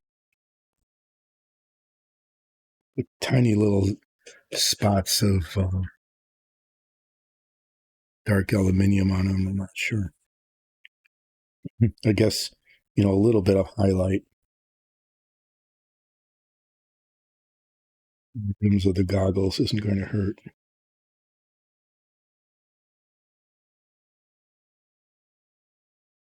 Terribly interested in doing a 3-stage process of base coating and overcoating and washing.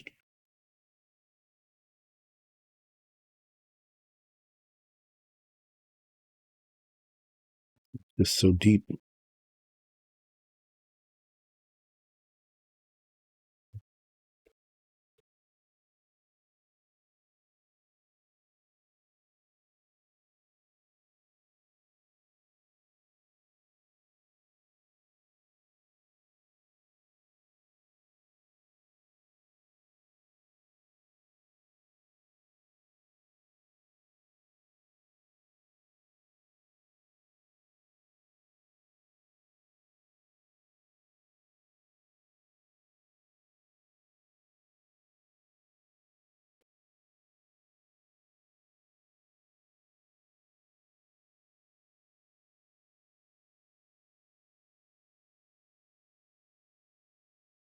Hitting about like a 60% success rate with this. In terms of getting the paint where I want it and not where I don't.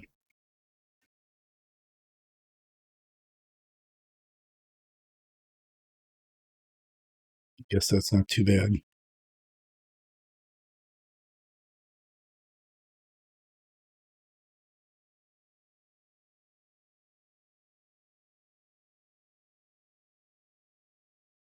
There's some of them that need a little touch up, and I'll probably do that with. I think I'm actually going to use steel because it's darker and it won't be quite as bright. You have to wash tiny little spots, or maybe I don't know. Maybe I'll end up doing it. But yeah, there's like 5 of these that need touching up. Okay, I'm going to paint the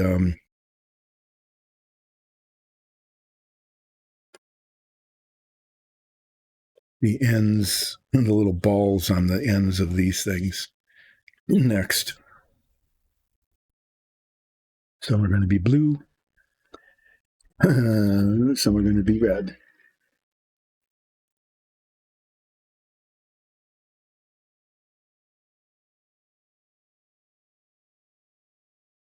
This one. Yeah, okay.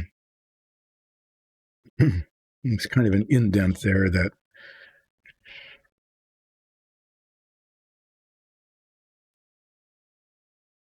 can be used as the guideline. These 4 are going to be blue because there's already one that's blue.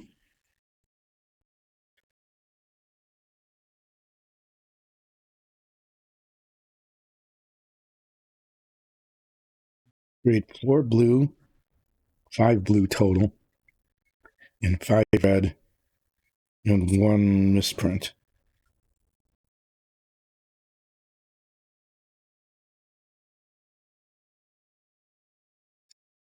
Using this blue in greater quantity fairly soon because it's also the base color for the shield.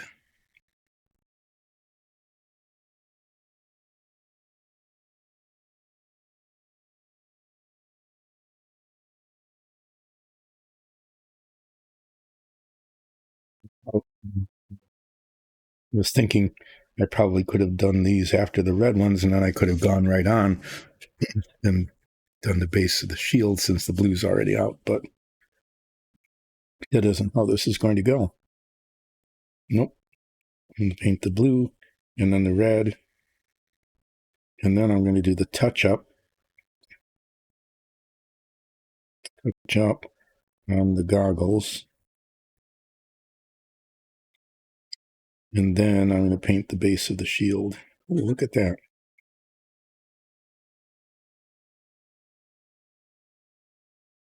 The bottom of that never got painted. Do this. See if there's grass paint is still paint.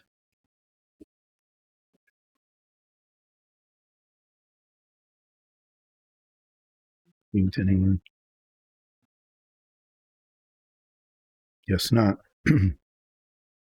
Oh man. Okay.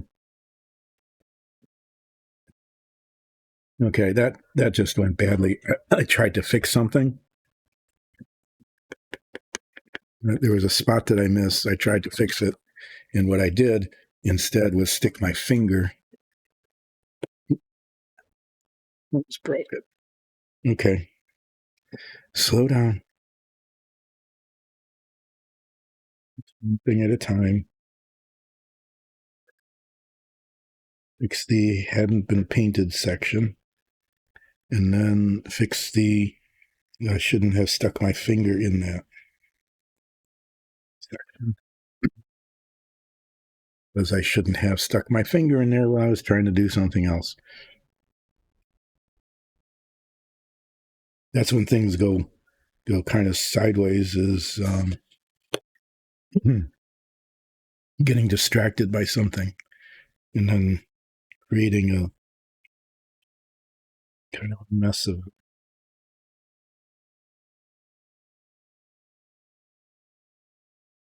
And then as I was reaching over, luckily, I didn't hit it very hard.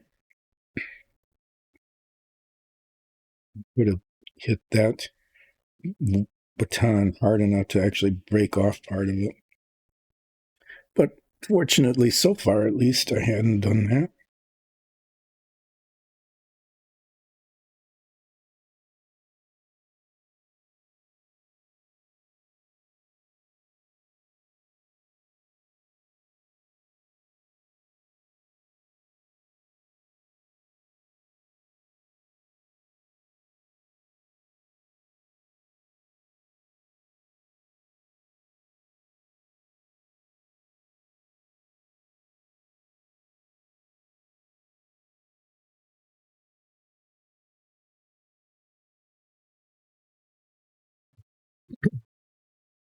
Got all this blue paint here, so I'm going to use it on this instead of wasting the paint. The inside of the shield here.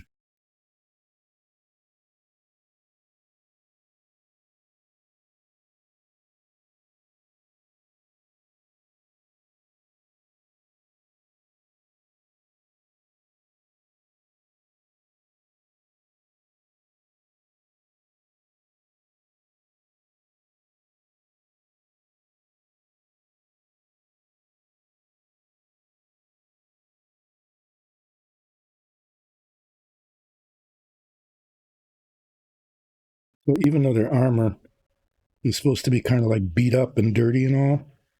The shields, this is part of the lore. The shields are kept pristine because these are the family colors of the little stained grot elves. How is this one done? Okay.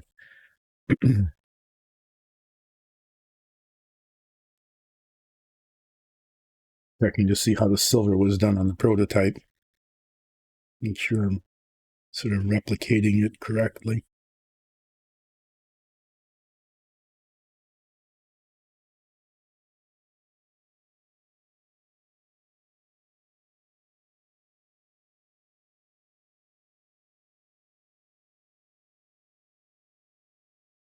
Anyway, the lore is that the shields are kept pristine because these are like the colors and the sigils of the Ulstein Grotfells, and at least that part needs to be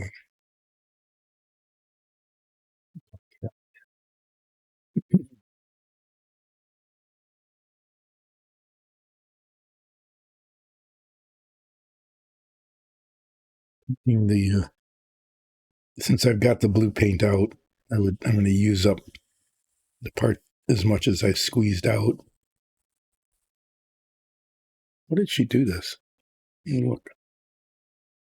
Okay, yeah, just on the surface. That works. That makes it a lot easier. I just need to be sure to paint the insides of these bits here. I'm only going to get this one done. The paint is gumming up and becoming almost unusable.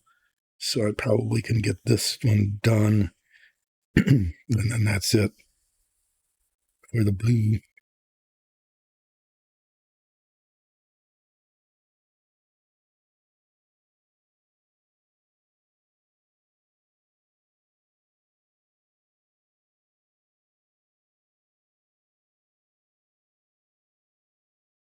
Discovering I do not need to be that careful with this because I'm overpainting it with the silver.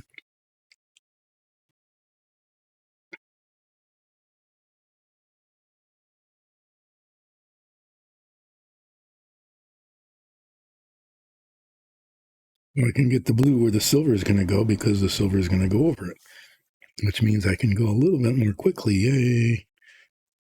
Maybe get it done. There's a significant flaw right here. I'm going to try to fix with enough paint to paint over it after I do that. There's just a piece of plastic from the molding process that it just forms a flaw.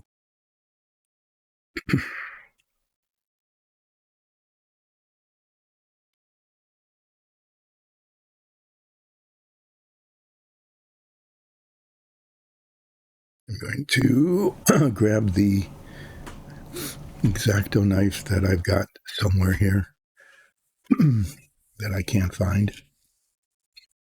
Guess I'll use this one. I don't really want to, but I will.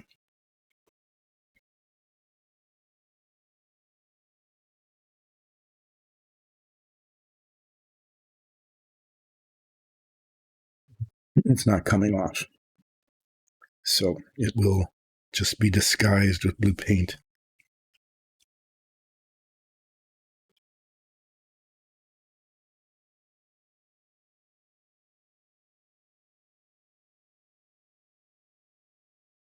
So there, I have not wasted paint then. I feel very righteous about that.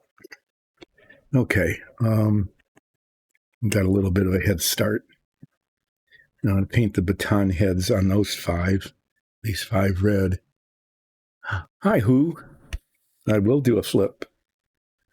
I'll even do a flip before I get the red paint out. I will flip living. Side here, living or not.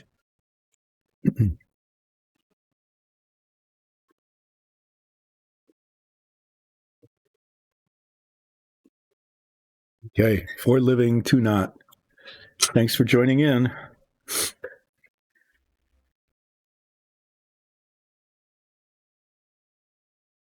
Yeah, we didn't. There isn't as much chat as there was on Monday. There was a lot of chat on Monday. I don't know what the deal is, but anyway, that's the deal.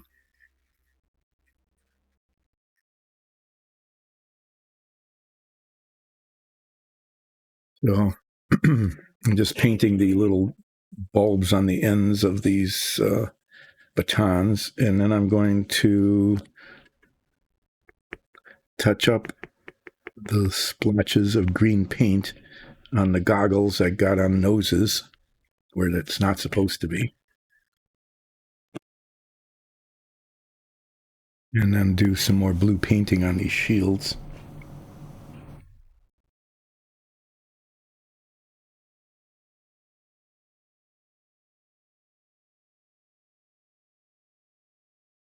I don't think I'm going to finish these today. I'm going to have to finish them on Friday. I'm going to work on the shields as fast as I can. But Friday is going to be beard day.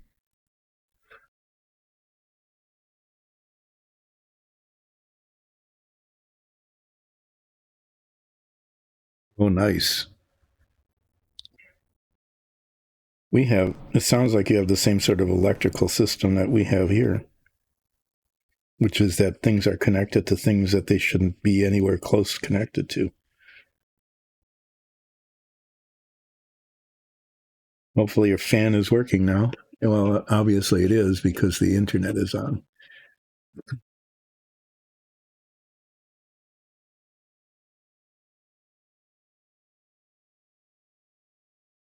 Every time we have an electrical problem in the house here, the electrician is going, who wired this? Why did they run the circuit this way?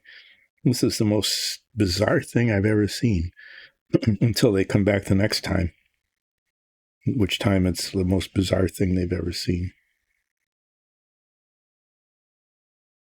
Yeah. Every time I put on these 2X goggles, I end up seeing flaws that shouldn't exist.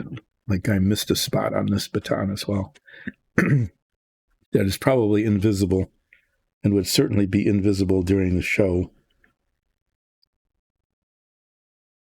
But it's like spots that didn't get painted.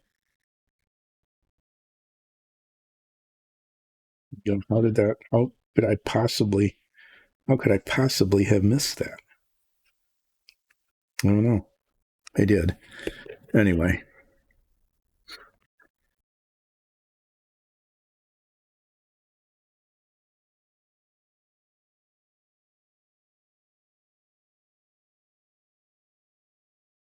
You killed your treadmill. It's like the machine itself, not just the electrical circuit to it or the plug or anything. You killed the treadmill itself. Isn't that like the second one you've destroyed? I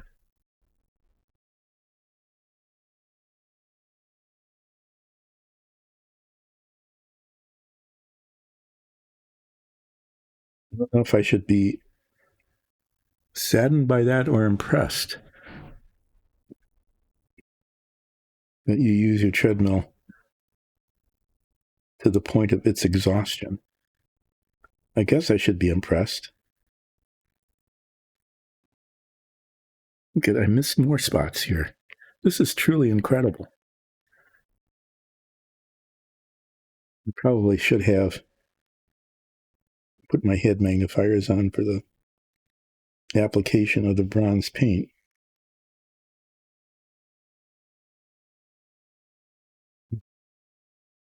Very strange. I'm just going to leave this out and find more.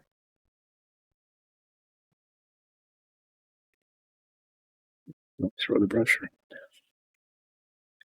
So after I'm done these little bulbs on the ends of the batons, I need to touch up the goggles. And then I'll be just moving along pretty quickly, putting blue paint on the shields. And then I'll be moving along more slowly, putting silver paint on the highlights, the embellishments of the shields.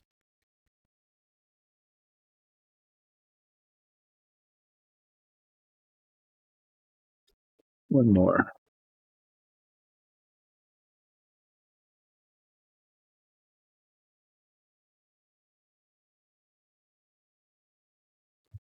Steps, yeah. I mean, that's what you're supposed to do, is get 10,000 steps a day, right?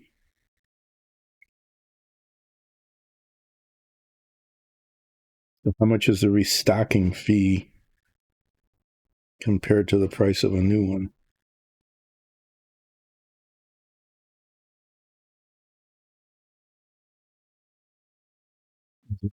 Well, you don't have one, so you need to do something to replace it.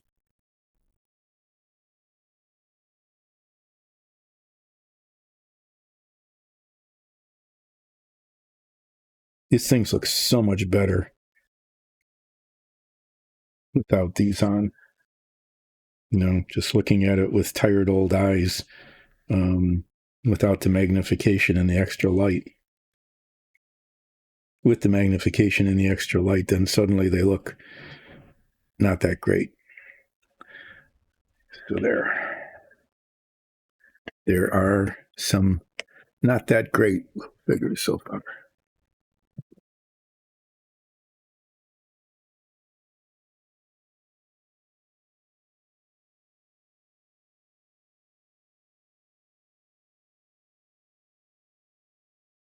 Yeah, you think maybe since you've destroyed two now, that maybe you're doing something?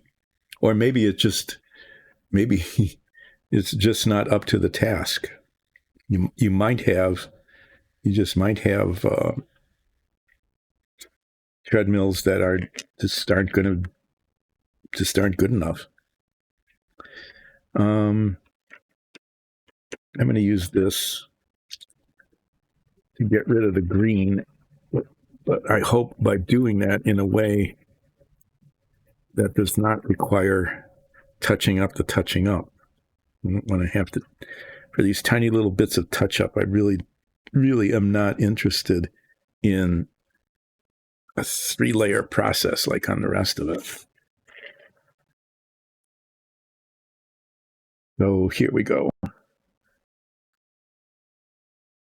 This one's okay. This one's got little bits of issues here.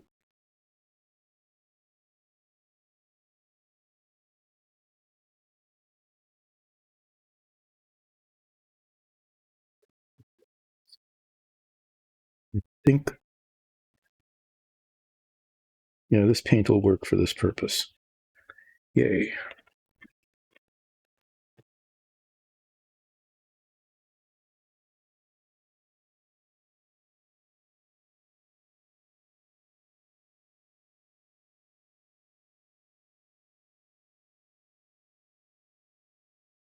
I just need something that isn't green. It's sort of the same color as the area I'm painting.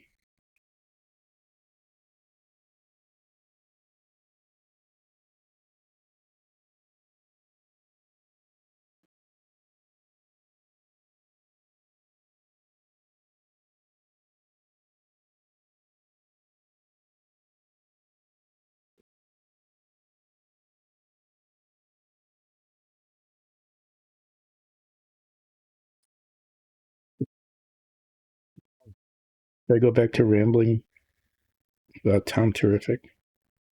So Tom Terrific was an interesting ramble because I got to ramble off to Dobie Gillis, to grocery stores and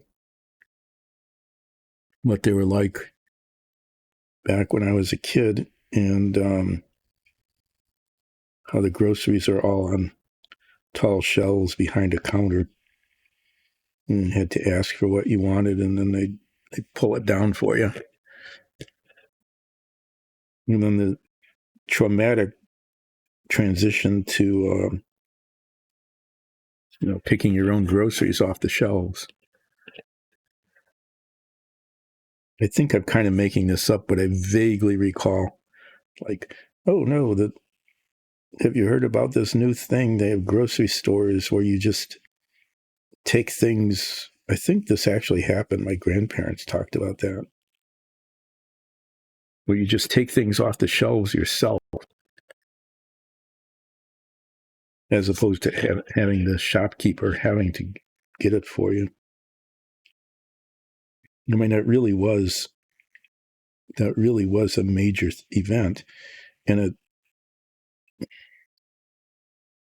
it was devastating to the small family corner groceries. And it just,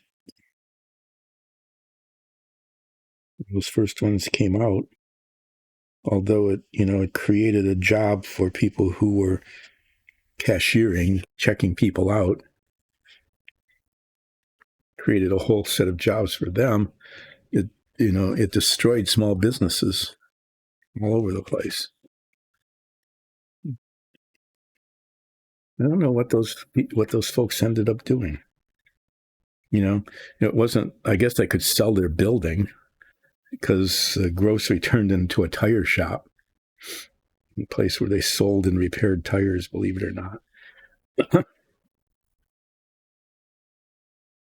And the other one just turned into a residence. This was back at the time when most commonly there was a store on the street level, and the people who ran the store lived above it. That was almost everywhere. Almost everywhere it was like that. And it was certainly true of these groceries.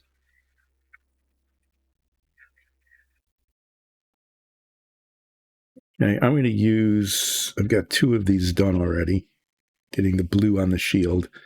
Okay. I'm going to use a fairly large brush because I don't have to be careful. I just need to make sure there's coverage.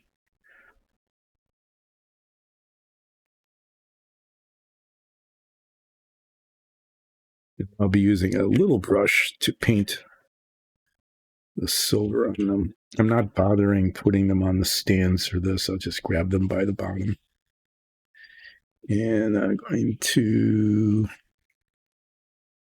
not use my head magnifiers, which is probably a mistake, because the head magnifiers always show me the spots that I miss that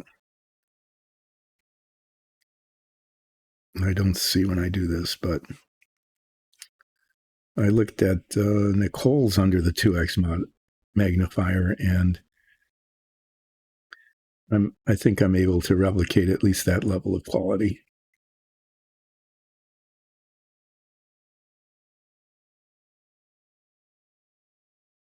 And I keep reminding myself that these are going to be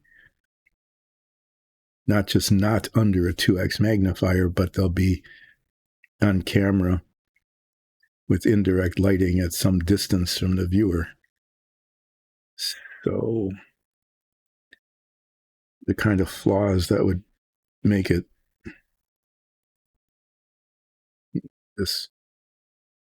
the kinds of flaws you would say, okay, as a display model, this really sucks. Turn it into as a prop in a show is not so bad. And that's usually how props are. If you look at movie props, if you ever get to actually look at some, they're really not terribly well made, because people are not looking at them in bright light under 2x magnifiers. They're just props. In some cases, they're hardly, attended to at all.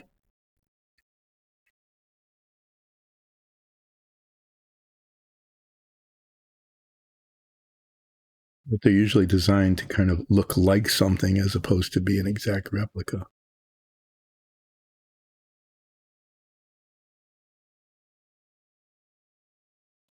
These are props, and as such, they can be adequate.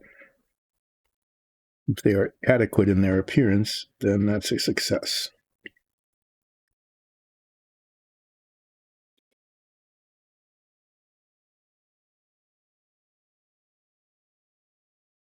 And to some extent,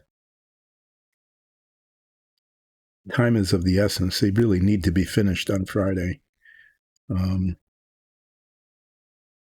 So the more I can get done today before I need to dog sit. What am I getting? I think there's a little bits of plastic on here or something. The more I can get done now and not have to worry about rushing through things on Friday. I'm not sure I should be able to begin putting the silver on these yet today because I've got about an hour. I'm not sure I'll be able to finish all the shields, but Friday is going to be beard day. You might be especially interested in that each of these figures has to have an individual beard. So there'll be a gray one and a light gray one. Of course, you have to do the kind of simple things, but I'm thinking one will be kind of reddish colored, one will be kind of brown. What do you think? Should I make one pink? They're all going to be washed. Okay, so they'll be like either a gray wash or a dark gray wash or a brown wash on them. So it won't be like bright pink, but it'll be like the undercolor. I'm thinking I can get away with that. I think I can get away with that with one of these. Maybe the one with the broken baton. This guy. Got a big beard up in front. Maybe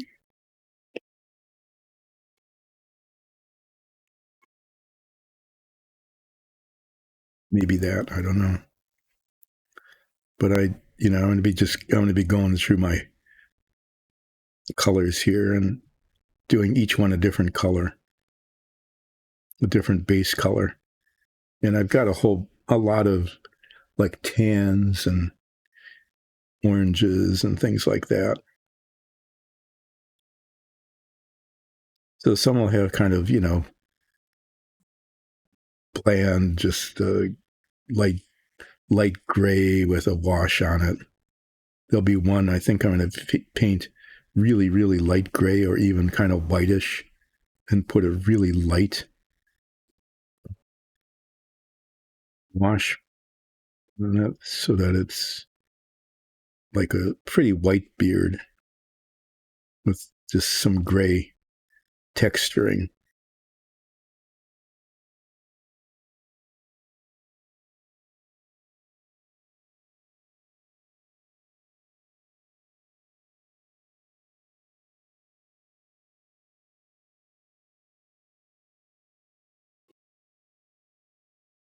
They probably should have lined these guys up so I could tell which ones were done earlier and later. I'd need to have the paint dry, but I didn't. I didn't line them up at all.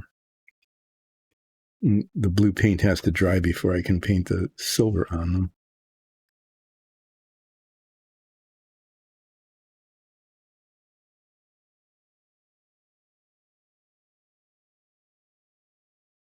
I'm getting messier with the blue as I'm going along here, as I've gone out. Whatever. Just get the blue on here. You're going to overpaint it with silver anyway, so there.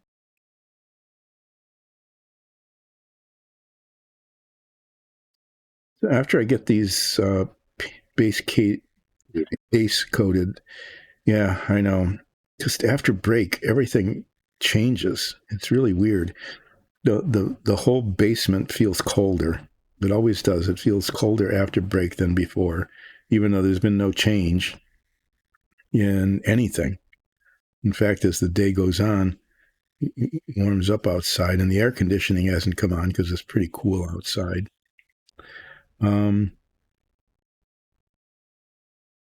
Yeah, it feels colder. My nose starts to drip. I cough a little bit, and then I lose focus. I become inarticulate even more than usual. start bumping into things, knocking things over.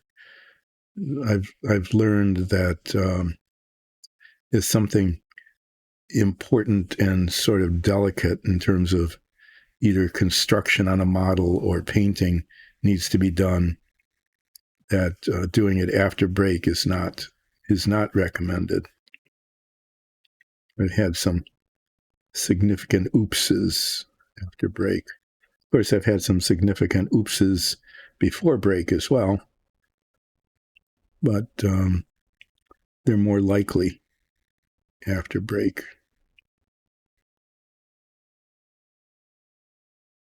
I use my 2x magnifiers to paint the silver part because it's just too hard to see otherwise. What I've decided to do, since I've lost track of which of these I painted first and which last, and so which is going to be dry enough to paint the silver on.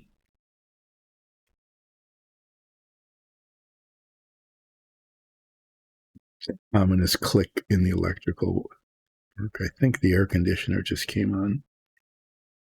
Usually that's what happens.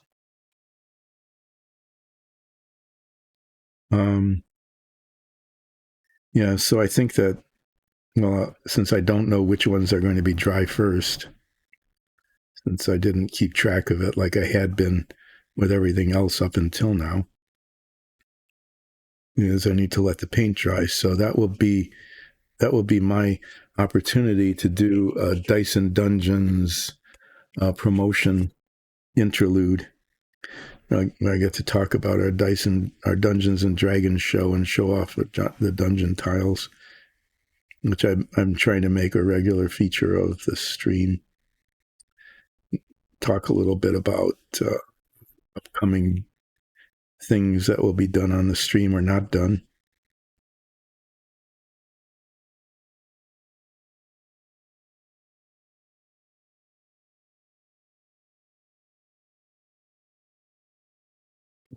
Not talk about Tom Terrific.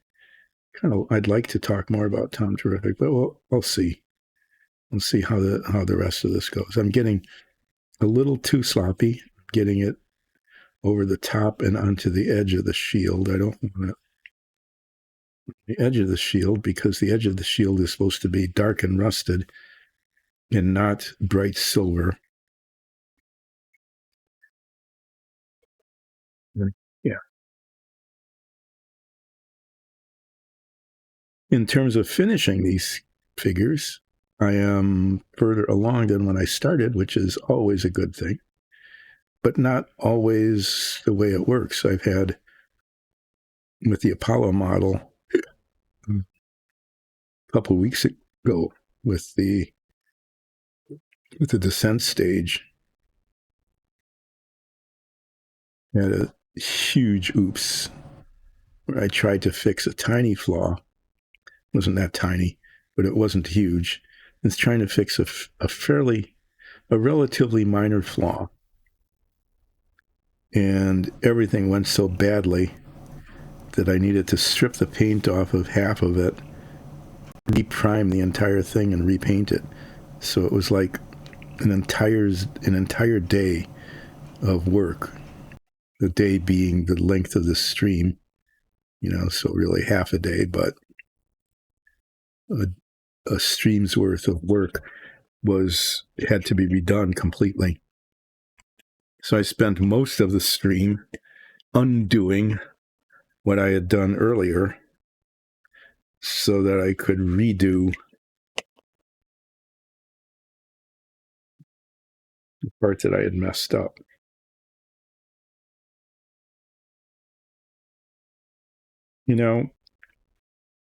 What I can do while I'm waiting for those shields to dry is I'm actually going to do this. Just to move things along, is the bases are all painted this kind of what's called dark sand is the color. Dark sand is while I'm waiting for the shields to dry, this is the prototype, so this one's dry, is I'm going to paint the bases. Just going to get that done. And because it has to be done anyway. And I can't paint the silver on because the blue paint isn't dry yet. But this does need to be done, so I can, instead of waiting till Friday to do it, just get it done now. And it may mean not getting that much silver done on the shields today, but that's waiting for the paint to dry. So instead of just sitting here watching paint dry or showing off our dungeon tiles, I'm actually going to get work done because these folks do need to be finished on Friday.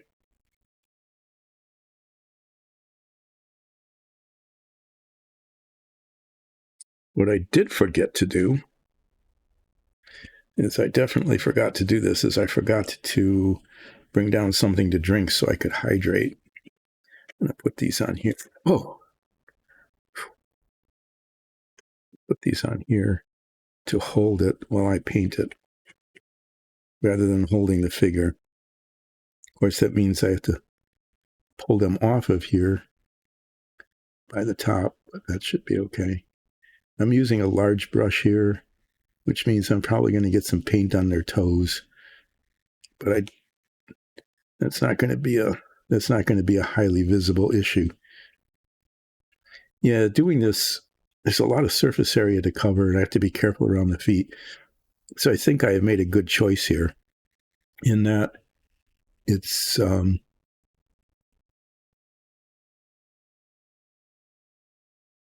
even if this is all I get done yet on this stream is these bases, it's safer for me to be doing these than painting the silver on the shield. So let's see how this goes.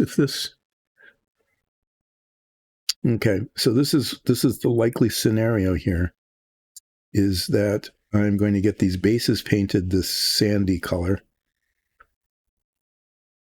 and that's all I'm going to get done today. But as long as it takes me to do this today, it would take me this long on Friday. But it's better all around in that I'm less likely to have a real big oops doing this compared to painting the silver on the shield. And it makes sure that the blue paint is dry. So on Friday, I'm going to be painting the silver embellishments on the shields and then the beards.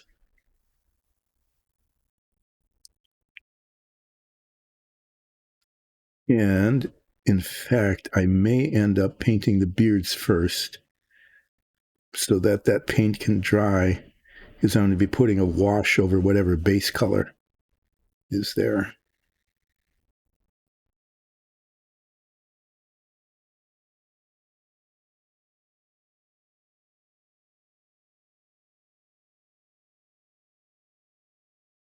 I got two of these holders. I'm going to let that dry a little bit on that holder.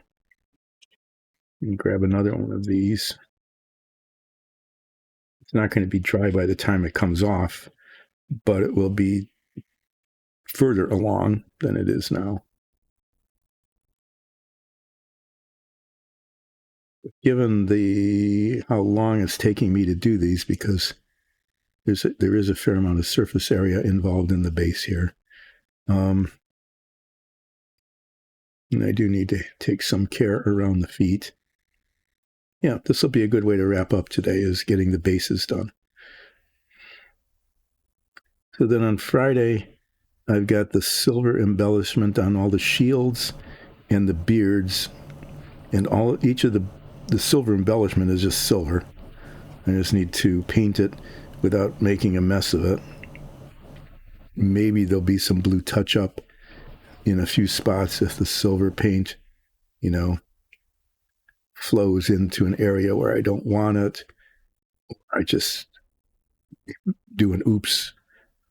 The most common oops is the brush to or from the surface, bouncing it into a place where it's not supposed to be. I'll bring it up to where I'm trying to paint it on the shield and smash it into like the top of the helmet or something.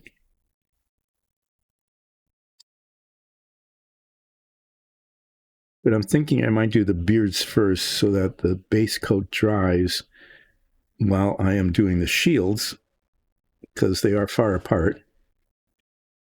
I should be able to paint the shields without messing up the beards. But then I can let the beard base coat dry while I'm doing the shields, and then after I get the shields done, I can do the wash on the beards, and then they'll be done, and then they'll be ready for showtime. Thankfully, these are pretty solid figures, so I can grab them like that and pull them off the sticky tack. Some are so fragile, like if you grab them like that, a part of it would break off.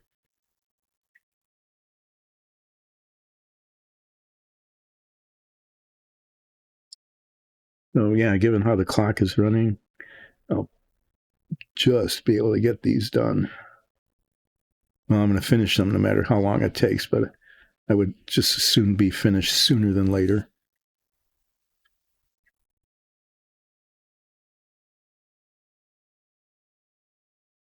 It just doesn't make sense, that phrase. A lot of those kinds of phrases just don't. Be done sooner than later. Well, no. Sometimes I'd rather be done later than sooner. I'd rather just drag this out. Practically never finish. But nobody ever says that. Nobody ever says, I can't say nobody ever does. Somebody probably has said, I'd rather do that later than sooner. Maybe that's more common than I would think it would be.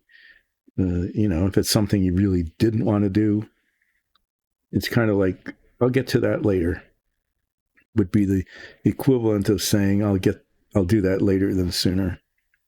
Or I'd like that to be finished later than sooner.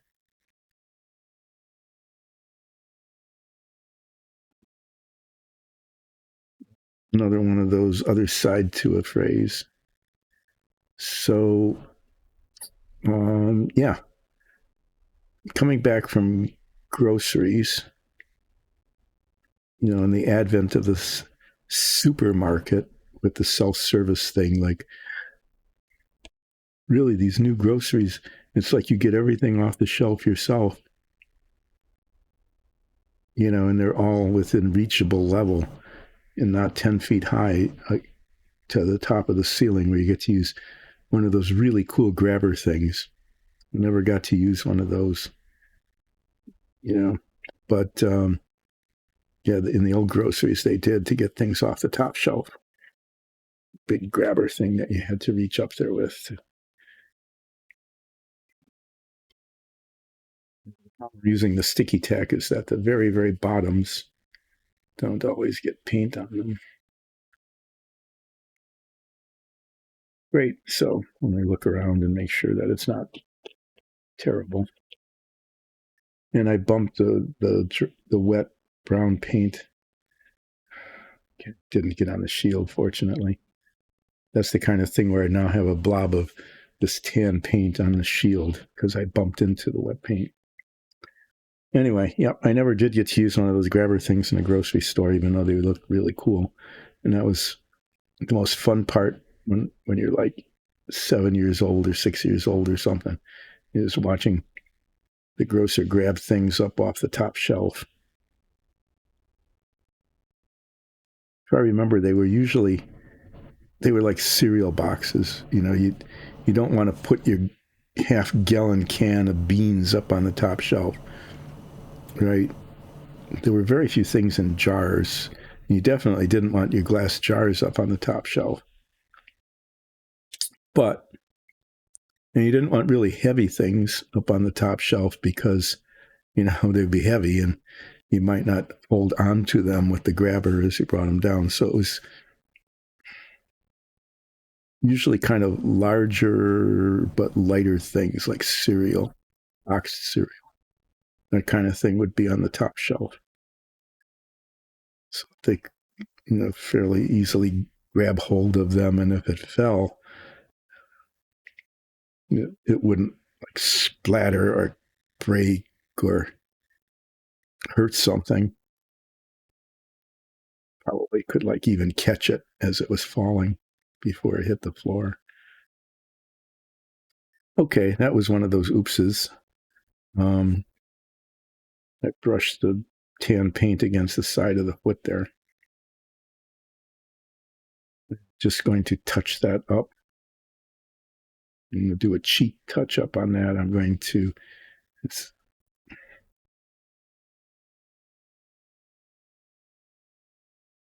yeah, that was not a good spot. It's visible and it's brown with a wash over it, so it's not easy to match.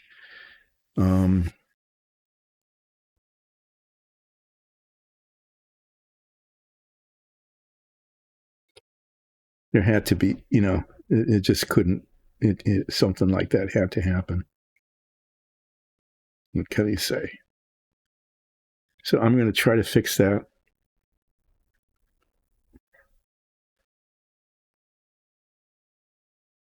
By just taking some of this. That's the steel. I don't want the steel. I want the wash. I'm going to take some of this dark wash and just take a dot of it with this little brush. And I'm going to touch it to those spots.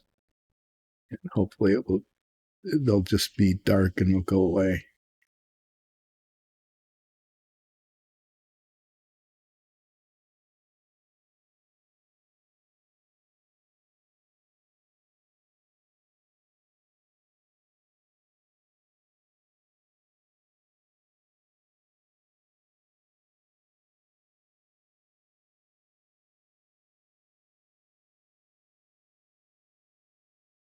Yeah, I'm not going to try to fix that, really. It's one of those things, I tried to fix something and it just made it worse. They're supposed to be walking in sand, and so they came up a little high on the back of the boot here.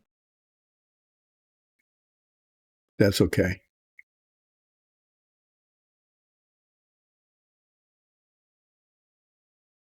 That other spot seems to be mostly gone. Reminding myself that these are props.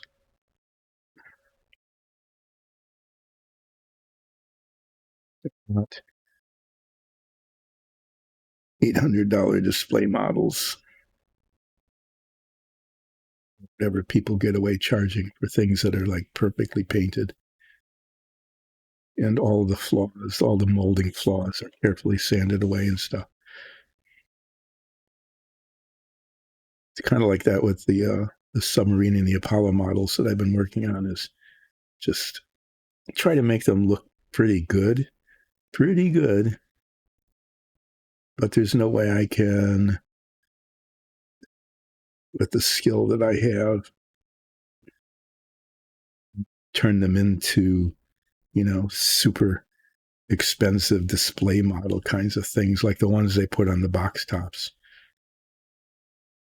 Because no matter how hard I try to fill in the seams and sand them down, the seams still show a little bit. And no matter how hard I try, I still get, the lines, the paint lines a little bit wrong.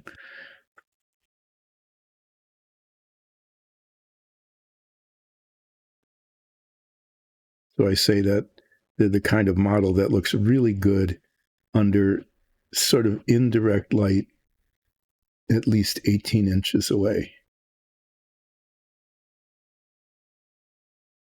The observation directions that I would give to anybody looking at them. And I have to say that if you're looking at them without a 2x magnifier under sort of indirect light from a distance of 18 inches, they look pretty good. The submarine came out okay. And the Apollo was looking pretty good. And these guys are turning out to be pretty good.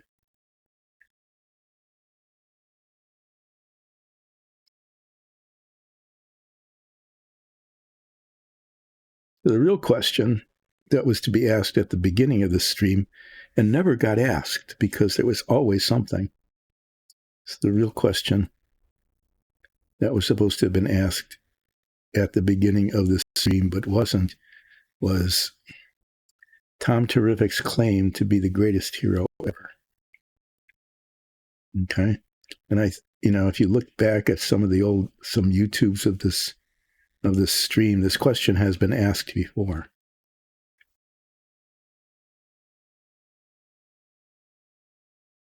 I don't think there's ever been a satisfactory answer to it. Tom Terrific made the claim in the opening song. In fact, right there at the beginning of it, I'm Tom Terrific, the greatest hero ever, as though it was like part of his name. Okay. So it was quite a boast. Thank you for the new follow. I appreciate it. Appreciate it a lot. New follows are terrific. Tell everybody to follow, and not only follow this stream, become a follower of Dice and Dungeons in general, and check out our old Dungeons and Dragons episodes on YouTube. Become a fan. Seriously, that's what we're about, is Dungeons and Dragons. And these minifigs are going to, I do believe, appear in our show. And this was how this stream started, because we produce our own dungeon tiles and minifigs and then hand paint them. And our DM decided that it would be, since we're taking the time to paint them anyway, why not use some old equipment, not studio level stuff like this Ring camera and this leftover microphone and stuff. Why not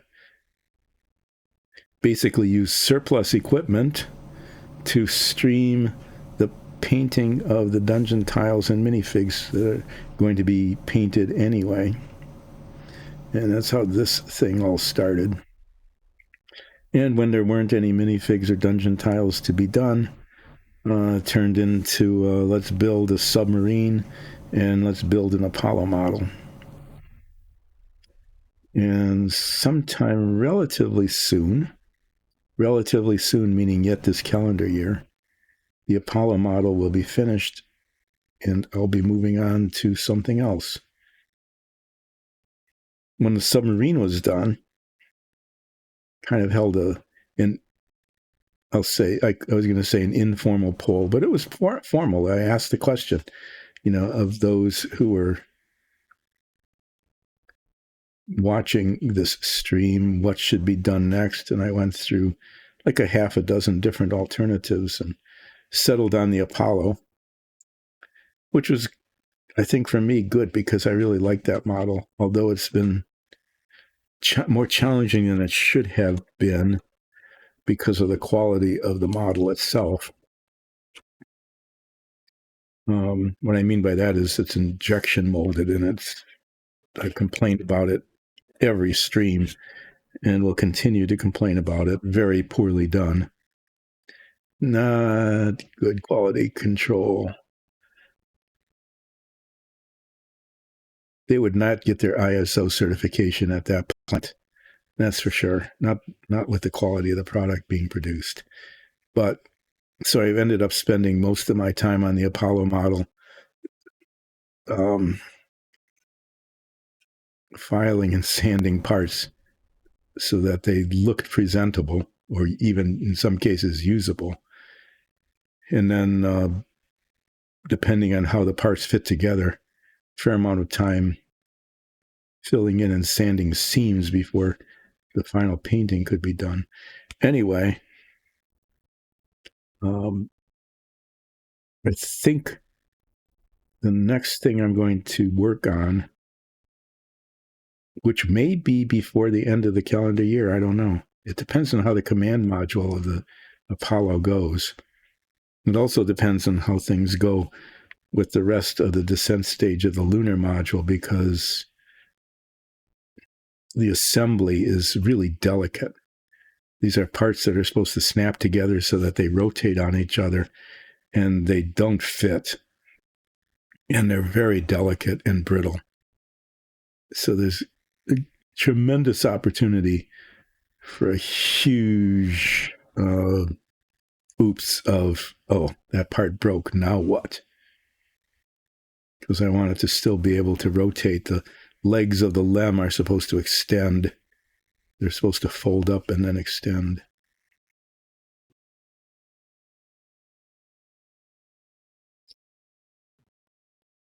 So that assembly is going to be, it's going to take a while because I have to be really careful with it.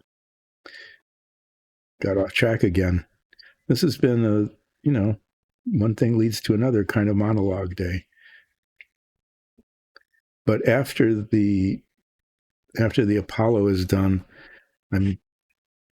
what I'd like to do next is I'm going to work on the Savoia Porco Rosso's plane. If you watch Ghibli, watch Porco Rosso, and has a red seaplane. And I was gifted a 1/48 scale Savoia. 1/48 scale is what most of the models I have that I haven't built is. That's the scale for them. Anyway, it's that one looks pretty challenging to build too, in that the parts are also injection molded. Hopefully, a little better quality than this, but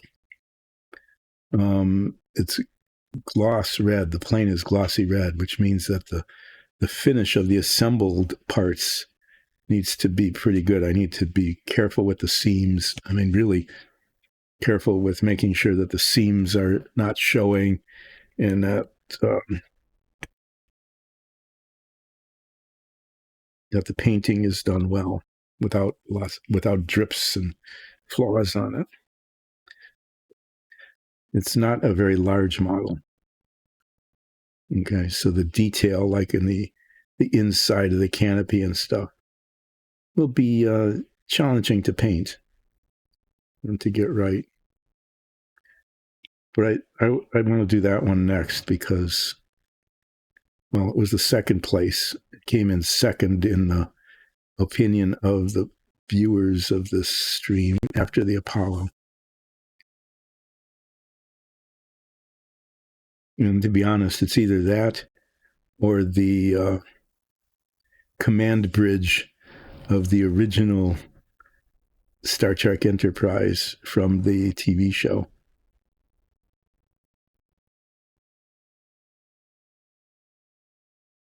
Which is also a cool vintage model, but, not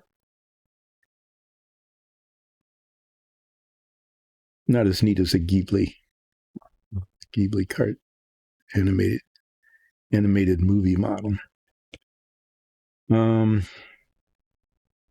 So back to the original. As it's getting close to the end, I've got 2 more of these to do.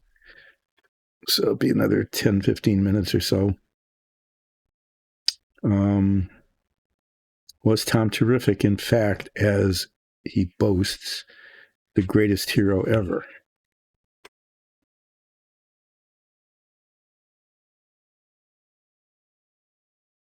The first time I asked this question on the stream, it got into questions of, like, what is in fact a hero?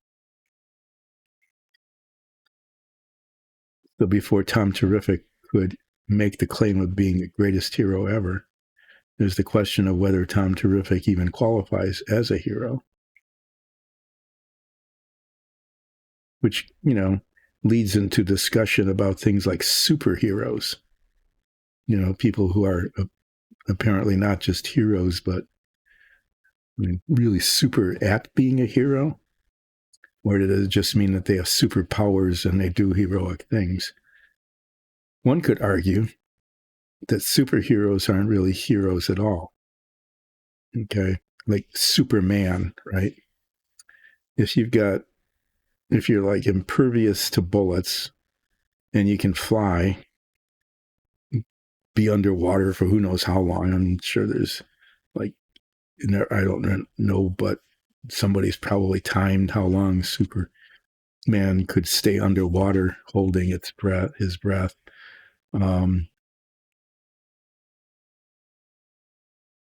It's not that big a deal, really, to stand in front of somebody who might be being shot at and taking the bullets and having them just bounce off your chest.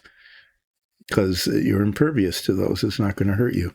So is that really a heroic act? Or is it just like doing your job?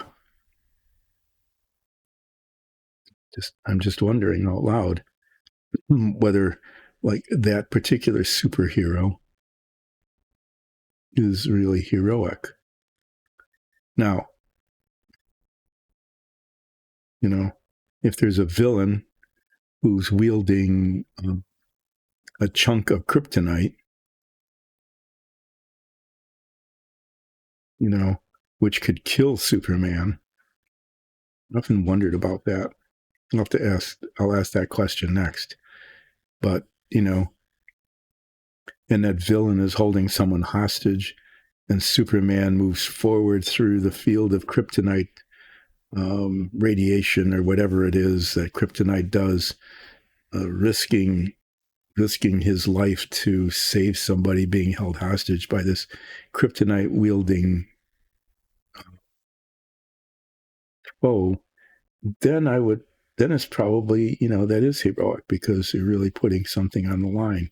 But just like standing in front of a bullet, I'm not sure would qualify as a heroic act.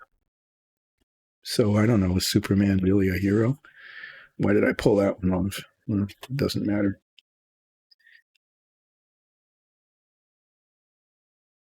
It does call into question, what is a hero anyway? And then you ask, does Tom Terrific qualify as a hero? I'm not so sure. I mean, Tom Terrific certainly qualifies as, an interesting battler of badness, being the equivalent of a shapeshifter, because he can be what he wants to be. But then again, that kind of raises the issue, like it does with Superman and bullets, is if you can address any situation by changing your shape into something that basically, it's just automatic. You just take care of the situation. You're not putting yourself at risk.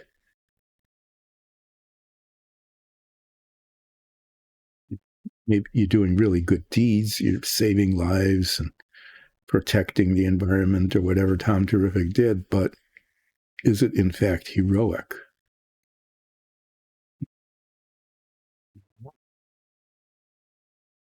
I'm not so sure that it is. I guess the only way to tell would be, really would have to find some old episodes of Tom Terrific to find out if Tom Terrific was doing things that was putting him at personal risk, or whether just changing shape to be conveniently taking care of the issue. I'm a little bit skeptical about Tom Terrific's claim of being the greatest hero ever, if there's some question about whether or not Tom Terrific was even heroic. If Tom Terrific wasn't heroic, then he couldn't be the greatest hero, if he's not a hero at all. But as with most things, that would be, unless there's a definition of what being heroic is, if there's an established, universally accepted definition, which I don't think there is, then one's left with a subjective opinion about Tom Terrific's heroism, and then comparing that to others who may be heroic using that same definition.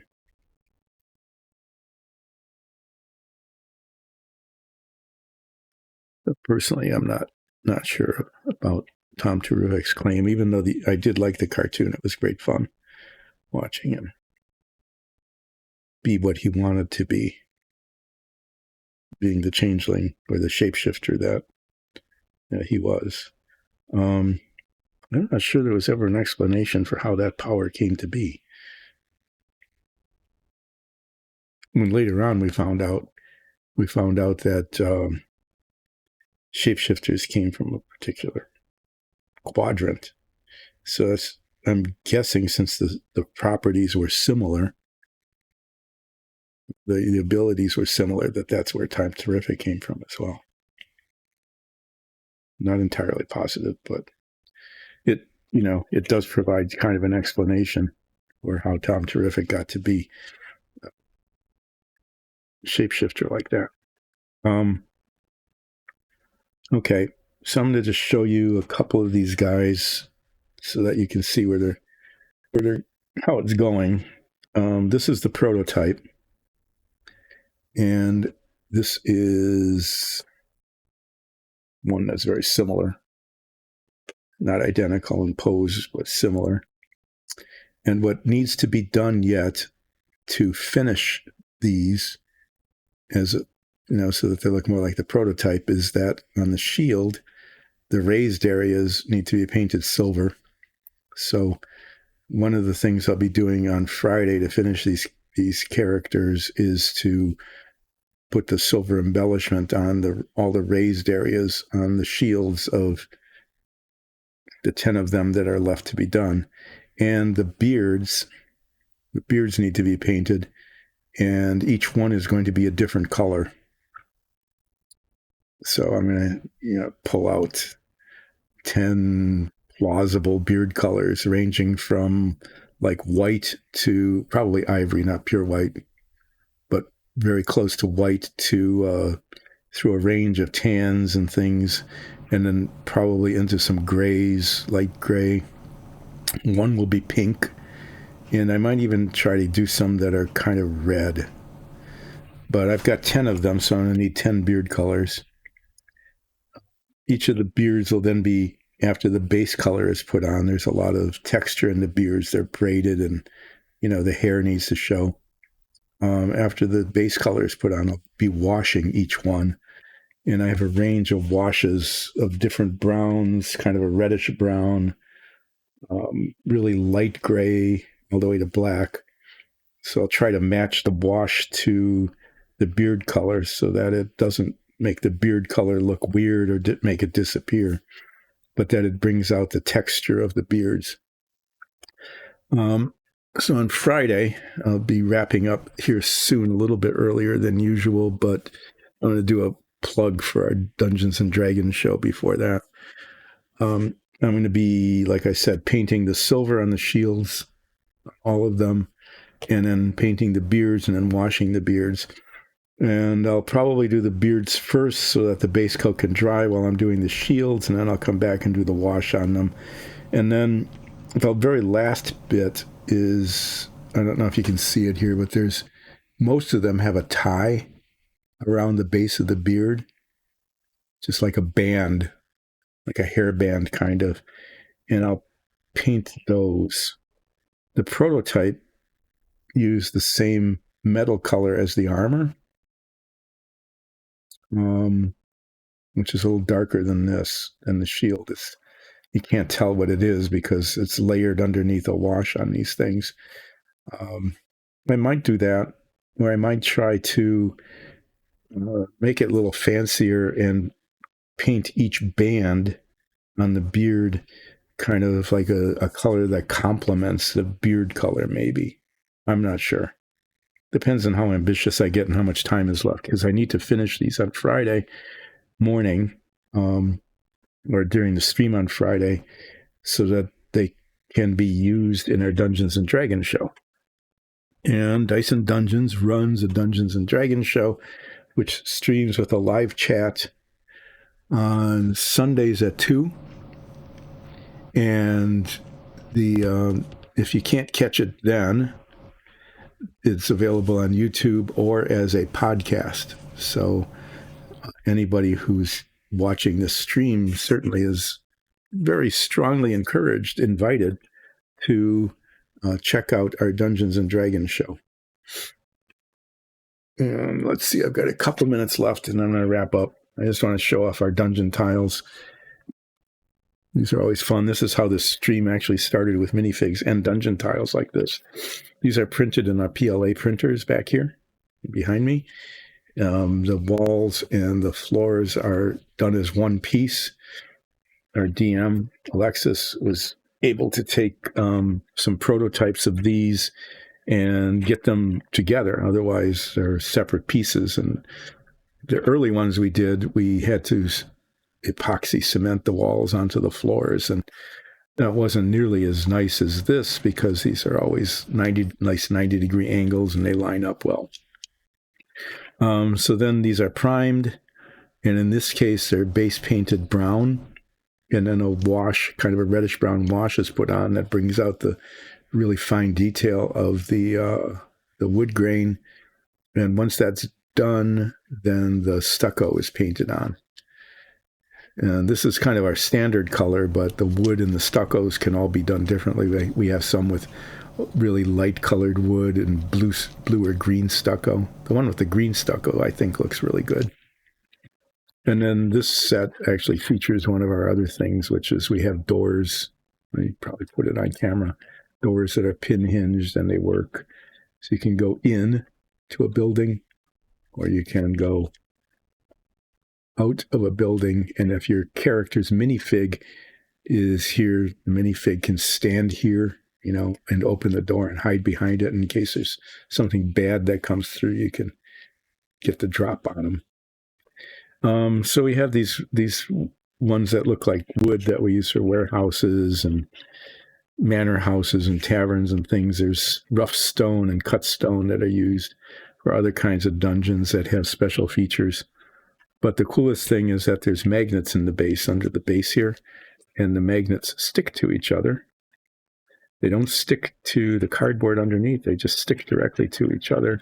And we can rearrange these things really easily. Okay. So you get a box full of these different things, different configurations. There's corners. We have ones that are corners. Should try to stay on camera. We have ones that are outside corners. We have ones that are just plain floors, so you can make a bigger floor area.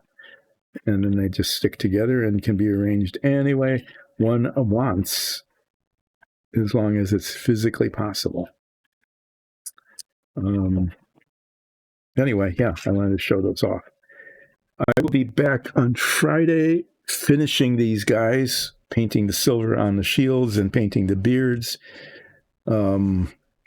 Hopefully there'll be time to do some fun things with the beards, as long as I get them done by, the end of the stream on Friday. I will be gone next week again, taking a week to visit some family. So I'll be gone next week, and then the week after next, I'll be back working on the Apollo. Okay.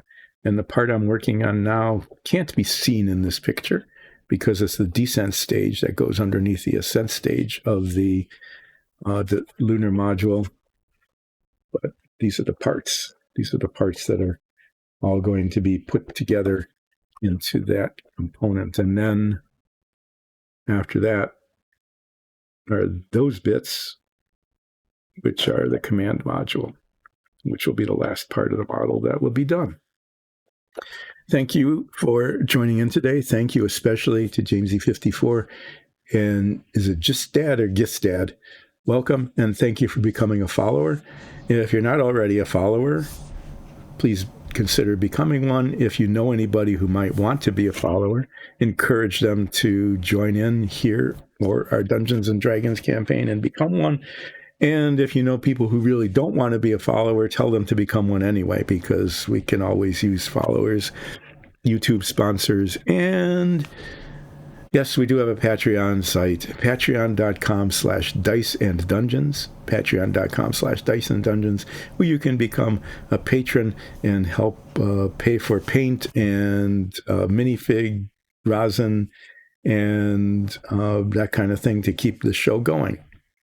Thanks, everybody. I will see you Friday at more or less 10 for the wrap-up of this army of guys that we're going to probably have battle with in our show. Hopefully not all 11 at once. But we'll see. Thanks again. See you Friday.